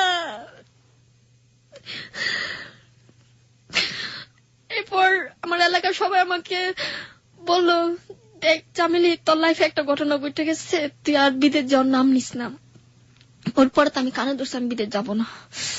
এরপর আমার নানি আমাকে ধরে, আমার যে খালা, ছোট খালা, আমার নানির ছোট মেয়ে নাম হলো রাজু, উনি আমার জন্য অনেক দোয়া করছে, আল্লাহর কাছে কই উনি যেন ভালো থাকে। কবে নাগাদ আপনি দেশে ফিরলেন? মনে আছে আজ থেকে কতদিন আগে? আমার খেয়াল নেই। প্রিয় শ্রোতা, পুরো গল্প জুড়ে কিন্তু আমরা একটা জিনিস পাচ্ছি, সেটা হচ্ছে দিন, মাস, ক্ষণ, কাল এসবের হিসেবও জানে না। ও শুধু একটা বিষয় জানে, ওর মেয়ের বয়স এখন 11 বছর। তাও কেউ একজন বলে দিয়েছিল বলেই এই হিসাবটাও জানে। অদ্ভুত একটা ব্যাপার হলো, সারাটা জীবন ধরেই ও এই দিন, মাস, ক্ষণের হিসেবটা রাখেনি। নিজের জীবনের বয়স কত দিনের, কত মাসের, কত বছরের জানে না। কোথা থেকে এসছে তাও জানে না। কোথায় যাবে সেটা কি জানে? চলুন দেখা যাক। তারপর ঢাকায় এসে আবার সেই আগের কাজ শুরু করি, ডান্স করি, ডান্সের ফাঁকে ফাঁকে ছেলেদের সাথে ফিজিক্যাল করি, মেয়েরে এটা কিনে দিই ওটা কিনে দিই। সে আগের মতো আবার মানুষের বাসায় ছাদের উপরে ঘুমাই, ওই বাসায় ছাদের উপরে ঘুমাই। পরে একজনের বাসা থাকি, ওনার নাম হলো ফেরদৌস। ওনার বাসা থেকে আমি কিছু টাকা অর্জন করি এই প্রস্টিটিউশন করে। হ্যাঁ। পরে আমি মনে মনে চিন্তা ভাবনা করি, আর কতদিন মানুষের বাসা থাকবো? আমি কি মরে গেলে কি মানুষের বাসা থেকে লাশটাকে টেনে নামাবে? না আমি মরে গেলাম, আমার লাশটা আমি রাস্তা লেখে কেউ চান্দা উঠাকে আমাকে মাটি দিবে? সেটা চিন্তা ভাবনা করে নিজে একটা ঘর নিলাম। যে বাসা ঘর নিচ্ছি, মানে যে বাসা আমি বড় হয়েছি তারই চাচি, তারই ভাস্তি, নাম হলো নাসরিন, তার বাসায় আমি ঘরটা নিচ্ছি 2,500 টাকা দিয়ে। তো ঘরে কিছু জিনিস করেছি আমি, তো আমার কষ্টের টাকা দিয়ে। আমি একটু গানটা বেশি পছন্দ করি, ধরেন বাংলা গান, হিন্দি গান এসব পছন্দ করি। তো আমি একটা অফার কিনছি, একটা খাট কিনছি, র্যাক কিনছি, কিছু কাপড় চোপড় রাখার জন্য একটা ডোলা কিনছি। এমন করতে করতে একটা ছেলের সাথে মোবাইলে রং নাম্বার পরিচয় হয়, নাম হলো জনি। তো ওনাকে আমি বলতেছি, দেখেন আমি ভালো না, আমি একটা খারাপ মেয়ে, আমার সাথে কেন আপনি সম্পর্ক করতে চান? কয় ভালো লাগছে। আমাকে ভালো লাগছে, আইসা দেখে যান, যদি পছন্দ তা বিয়ে করবেন। তো ছেলেকে আমি দেখিও নাই, ছেলে আমাকে দেখেনি। তো আসছে, আজকে 6 মাস যাবত ছেলের সাথে আমার মানে মোবাইলে কথা হয়। ছেলে আসছে, আসার পর মিষ্টি, দই দই, ফল পাকড়ি সব নিয়ে আসছে। তো ছেলে যে কালো ভাইয়া গাড়ি ড্রাইভার, আমি আবার গাড়ি ড্রাইভারের বিশ্বাস করি না, কারণ গাড়ি ড্রাইভার আমার লাইফটা নষ্ট করছে। কেন বলছেন? কেন বলছাম যে ওই যে 16 জনের সাথে গাড়ি ড্রাইভার ছিল 4 জন, শাহিন, আদিল, মানিক, রতন। নামগুলো জানলেন কিভাবে? যখন ওরা একজন এয়ারপোর্টে ডাকতেছে, গাড়ি ড্রাইভার এদিকে মানিক, মানে বকা দিয়ে রাখতেছে, তখন আমার মাথা মধ্যে ক্যাচ করে গেছে। এখনো তারা মিলবারেকে আছে। এই লোকগুলো আপনার আশেপাশে দিয়ে পরবর্তীতে ঘুরে বেরিয়েছে? এখনো তারা আমাকে দেখলে ঠেস মেরে মেরে কথা বলে। তখন আমি বাধ্যমূলক তাকে আমি বকাবকি করি। এখন যেটা বর্তমানে হচ্ছে, আমি যে ছেলেদের মতো বকা দিই, ছেলেদের মতো মারপিট করা, সেটা আমার ছোটবেলা থেকে আমি ছেলেদের মতো চলাফেরা করি। ওই যে বললাম না যে পাখি, মুক্ত পাখির মতো আমি উঠতে চেয়েছিলাম, কিন্তু তারা আমার ডানা কেটে দিচ্ছে, যে আমি আগের জায়গায় পড়ে আসছি। তো ওই জনি আসছে, আসার পর আমাকে দেখলো, আমার ছবি দেখলো, আমাকে দেখে পছন্দ করছে। করার পর যে বাড়ি এলি, আপা বলি তাকে। তো আপা বললো যে তুমি ওর সম্পর্কে সব জানো? হ্যাঁ। ও যদি হাজারো ছেলের সাথে ফিজিক্যাল করে, আমার টাকার বিষয় না, আমাকে ভালো লাগছে, আমাকে বিয়ে করব। এবং এই ছেলের একটা বিয়ে হয়, ওই বউ চলে যায়। ওই বউ কেন যায়, কিসের জন্য যায় জানি না। ওই বউ বলে আবার একটা ছেলের সাথে অ্যাফেয়ার থাকে। আমি বলছিলাম ঠিক আছে, আপনার আব্বা আম্মাকে জানান। তারপর ওর ছেলের আব্বা আর একটা বিয়ে করে, ওদের রেখে আর একটা বিয়ে করে, ওর মাকে রেখে। তো এমন করতে করতে ছেলের সাথে পরিচয়। ছেলে আমাকে প্রায় টাকা পাঠায়, ঘর ভাড়ার টাকা। এখন 6 মাস ধরে ঘর ভাড়ার টাকা দেয় না, আমাকে দিতে হয়। আমি বলছি যে বাড়ির ঘর ভাড়ার টাকা জমে গেছে, তুমি টাকা দিবা না? কয়ে দিব। এখন ওই যে ছেলে ফোন দিতেছে বারবার, কিন্তু ফোনটা এখন রিসিভ করা যাবে না। ছেলের বাসায় গেছি আমি 2 বার, ছেলের মাকে দেখলাম, ছেলে বোনকে দেখলাম, ছেলের ফ্যামিলি সবাই রাজি আমাকে পাই। যে ঢাকার মেয়েরা কখনো কলসি টানতে পারে, ঢাকার মেয়েরা কখনো ঘর লেপতে পারে। তো ভাই আমি ছোটবেলা থেকে না গ্রাম দেশের কাজ করতে করতে ঘর লেপা, তারপরে পাখি ধরা, আপনাকে তো বললাম, গাছে থেকে বড়ি পাড়া, ডাব চুরি করে ছোটবেলা থেকে। তো ওনারা দেখে ওনারা আশ্চর্য হয়ে যায়, এরকম একটা মেয়ে জনি কিভাবে পাইলো এত সুন্দর একটা মেয়ে। তো ওকে আমি বিয়ে করব না ভাইয়া, যেটা আমি এখন বলতেছি, জনিকে আমি বিয়ে করতে পারবো না। কেন করবেন না? কারণ আমি গাড়ি ড্রাইভারদের বিশ্বাস করি না, কারণ ও তো আমাকে রেখে আরেকটা বিয়ে করতে পারে। ঘর পোড়া গরু মেঘ দেখলে ভয় পায়। কি বলবো আপনাকে, আমি ঠিক বুঝতে পারছি না আপনাকে কি বলা উচিত। আপনার মেয়েটা এখন কোথায় আছে? মেয়েটা ও দাদির কাছে আছে। অর্থাৎ আপনার হাজবেন্ড, মানে একেবারে একজন মাত্রই তো স্বামী ছিল আপনার জীবনে, মাসুদ। মাসুদ কি আর বিয়ে করেছে পরে? না, বিয়ে কথা ছিল কিন্তু বিয়ে হয়নি। কারণ ভাইয়া আমার লাইফে ও একজন স্বামী, আর স্বামী হিসাবে কাউকে আমি গ্রহণ করে নিতে পারবো না। আপনার জীবনের বেস্ট ছেলেটা ছিল জাহাঙ্গীর, আপনার জীবনের স্বামী ছিল মাসুদ, আর এই মুহূর্তে যে ছেলেটা আপনাকে লাভ করে তাকে আপনি বিলিভ করতে পারেন না, ইন দ্য সেন্স যে সে একজন ড্রাইভার। ছেলেটা আমার জন্য বিষও খাইছে, 2 বার বিষ খাইছে আপনাকে পাওয়ার জন্য, কিন্তু আপনি তাকে কোনোভাবেই মন থেকে নিতে পারছেন না। মন থেকে মেনে নিতে পারতেছি না ভাইয়া। এখন আপনার সংসার কাটে কিভাবে, আপনার দিন যায় কিভাবে? আমার দিন যাচ্ছে, এখন পর্যন্ত বাড়ির ঘর ভাড়া টাকা দেওয়া হয়নি, তাই আমি বলছি যেভাবে হোক। বাড়িলিটা একটু ভালো আছে কি, ভেঙে ভেঙে টাকা নেয়, 500 টাকা 500 টাকা করে ভেঙে ভেঙে টাকা নেয়। আবার টাকা পড়লে যখন আমার ঘরে চাল থাকে না, তো বাড়ির ঘরতে ভাত চেয়ে খেতে হয়। আবার কোনোদিনও দিন গেছে যে মানুষের বাসাতে ফ্যান এনে খেয়ে আমি। মানুষের বাসা থেকে আপনি ফ্যান চেয়ে নিয়ে খান? হ্যাঁ, ফ্যান চেয়ে বলে যে কি করবি, আমি কাপড়ে মার দিব, কিন্তু ঘরে এসে চুপ করে ফ্যান খাই, কেউ জানে না। আপনার মেয়েটা ভালো আছে? হ্যাঁ, মেয়ে ভালো আছে। মেয়ে এবার 6-এ উঠবে, পরীক্ষা দিচ্ছে, কিন্তু ওর মাথা মধ্যে পড়াশোনা ঢুকছে না, কারণ ওর দাদি ওর অত্যাচার করতেছে, মাইর দূর করে। আপনার আরেকটা মেয়ের কথা আপনি বলছিলেন যে? হ্যাঁ, ওইটা হলো জনির সাথে যখন সম্পর্ক হয় তখন আমি নদীর পার যাই। মেয়েটার আজকে 7 মাস চলতেছে। তো নদী পার গিরি গিরি বৃষ্টি পড়ে, তো দেখি কি কাপড়ের পেছনে একটা মেয়ে ওয়া ওয়া করে চিল্লাতেছে। আমি অবাক হয়ে যাই। ওই মেয়েটাকে আমি পায়ে নিয়ে আসি, আসার পর ঝর্ণাকে দিই, আমাদের এলাকার আগে নিয়ে যে থানায়। তো ভাইয়া একটা জিনিস লক্ষ্য করবেন যে কেউ যদি বাচ্চা পায় তাকে কিন্তু সহজে দেয় না। এই বাচ্চা দিয়ে অনেক ব্যবসা করে, বাচ্চাকে বিক্রি করে টাকাও পাওয়া যায়। টাকাও পাওয়া যায়, কেটে দিলে 10,000 20,000 টাকা দেয়। আমি চিন্তা ভাবনা করছিলাম কেউ যদি দেয় তাহলে আমাকে 20,000 10,000 টাকা দিবে, ওই চিন্তা ভাবনা করছিলাম। পরে মনের ভিতরে একটা আবেগ জেগে গেল যে আমারও তো একটা পেটে সন্তান আছে। তো বাচ্চাটাকে নিয়ে থানায় গেলাম, থানায় সারা রাত রাখলাম বাচ্চাটা আমার কোলে। তো একজনের বাসায় গেলাম, এই বাইরা বাইরা জঞ্জাট নিয়ে বাইরা, কোথা থেকে রাস্তাঘাটে মেয়ে নিয়ে আসো, একটুখানি বাচ্চারে চিনি পানি খাওয়ানোর জন্য।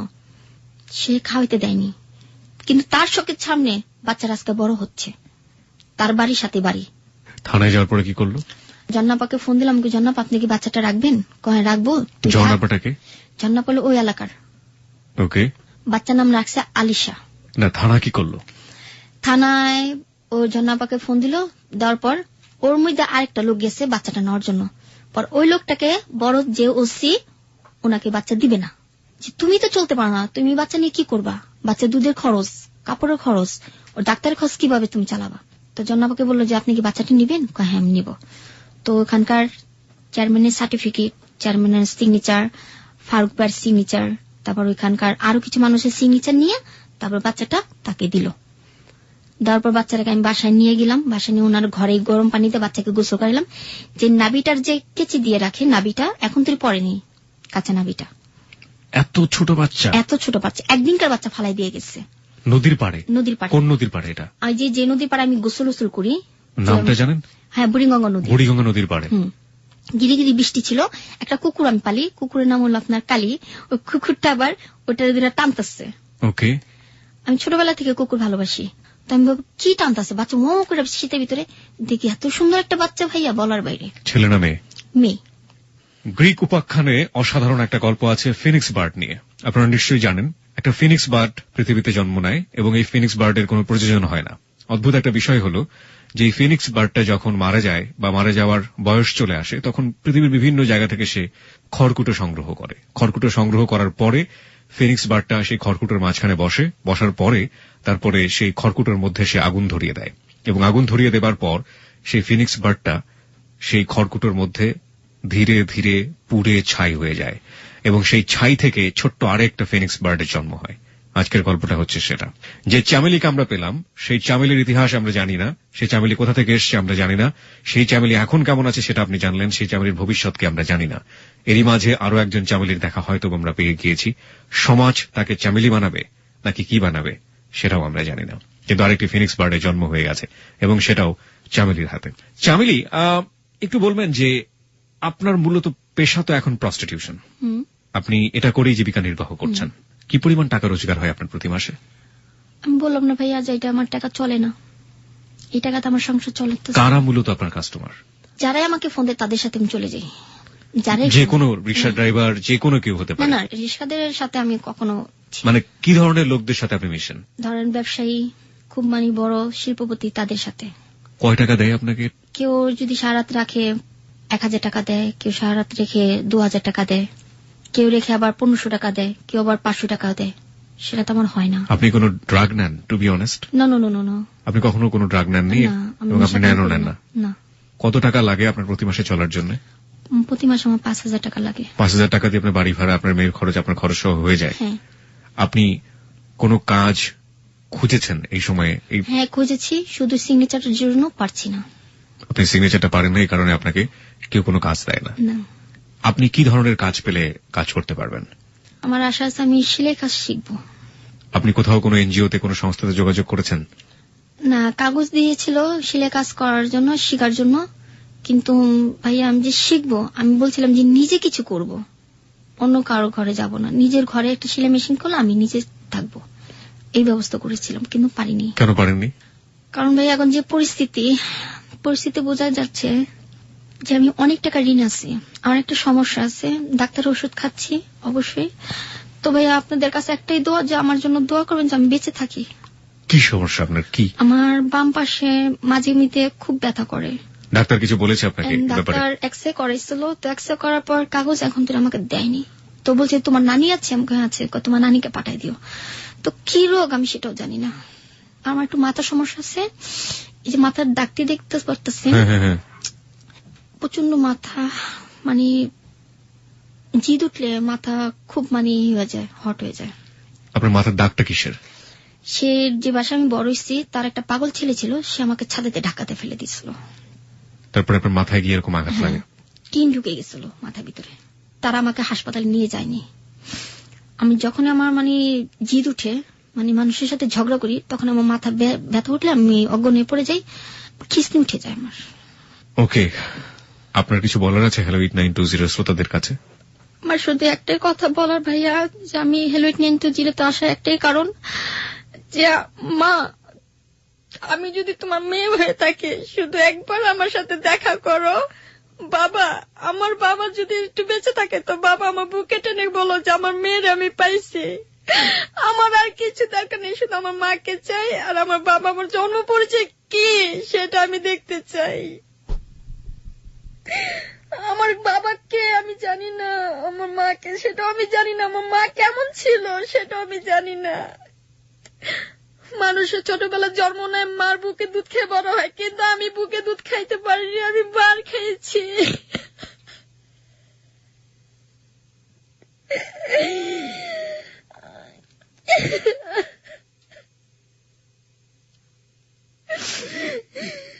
আমার লাইফটা কিভাবে যাবে আমি নিজেও জানি না। শুধু আমার এতটুকু রিকোয়েস্ট, আমি যেন আমার জন্ম পরিচয় পাই, শুধু আমার জন্য এতটুকু দোয়া করবেন।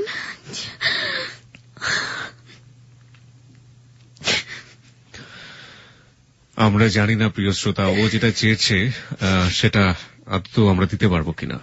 এখানে লাখ লাখ মানুষ শুনেছেন, আমরা পুরোপুরি মিস্ট্রি হিসেবেই রেখে দিলাম ওর জন্মের ওই পার্টটুকু। ও বলেছে যে আমাকে এমন একটা সময় নিয়ে আসা হয়েছিল, যে সময়টাতে আমার হাতে একটা পিঠা ছিল, তেল পিঠা, আমি ছোট একটা ফ্রক পরা ছিলাম, এর বাইরে আমি কিছু মনে করতে পারি না। কিন্তু এই সময়টাতে যদি সত্যি সত্যি তাকে মার কাছ থেকে নিয়ে আসা হয়, এবং যদি সত্যি সত্যি সে মা জানেন যে তার মেয়েটি তার কাছ থেকে চলে গেছে, তাহলে সেই মার মনে করার কথা যে আসলে এই মেয়েটি তার সেই মেয়েটি কিনা। আমরা বিশ্বাস করি যে লাখ লাখ শ্রোতা আমাদের আজকে হ্যালো 8920 শুনলেন, এবং এই এপিসোডটি আমাদের ইন্টারনেট ওয়েবসাইটে ডাউনলোডের জন্য অনাদিকাল ধরে থাকবে। লাখ লাখ মানুষের পেন ড্রাইভে এটা চলে যাবে। আপনারা যদি কেউ কোনো মায়ের সন্ধান পান এরকম, যে মা তার সন্তানকে ছোটবেলাতে ভাবে হারিয়েছে কিংবা কোনো ঘটনার প্রেক্ষাপটে অন্য কারো কাছে দিয়ে দিয়েছে, সেই মাকে খোঁজ করবেন, সেই মাকে খোঁজ করে আমাদের কাছে জানাবেন। সেই বাবাকে খোঁজ করবেন, সেই বাবাকে খোঁজ করে আমাদের কাছে জানাবেন।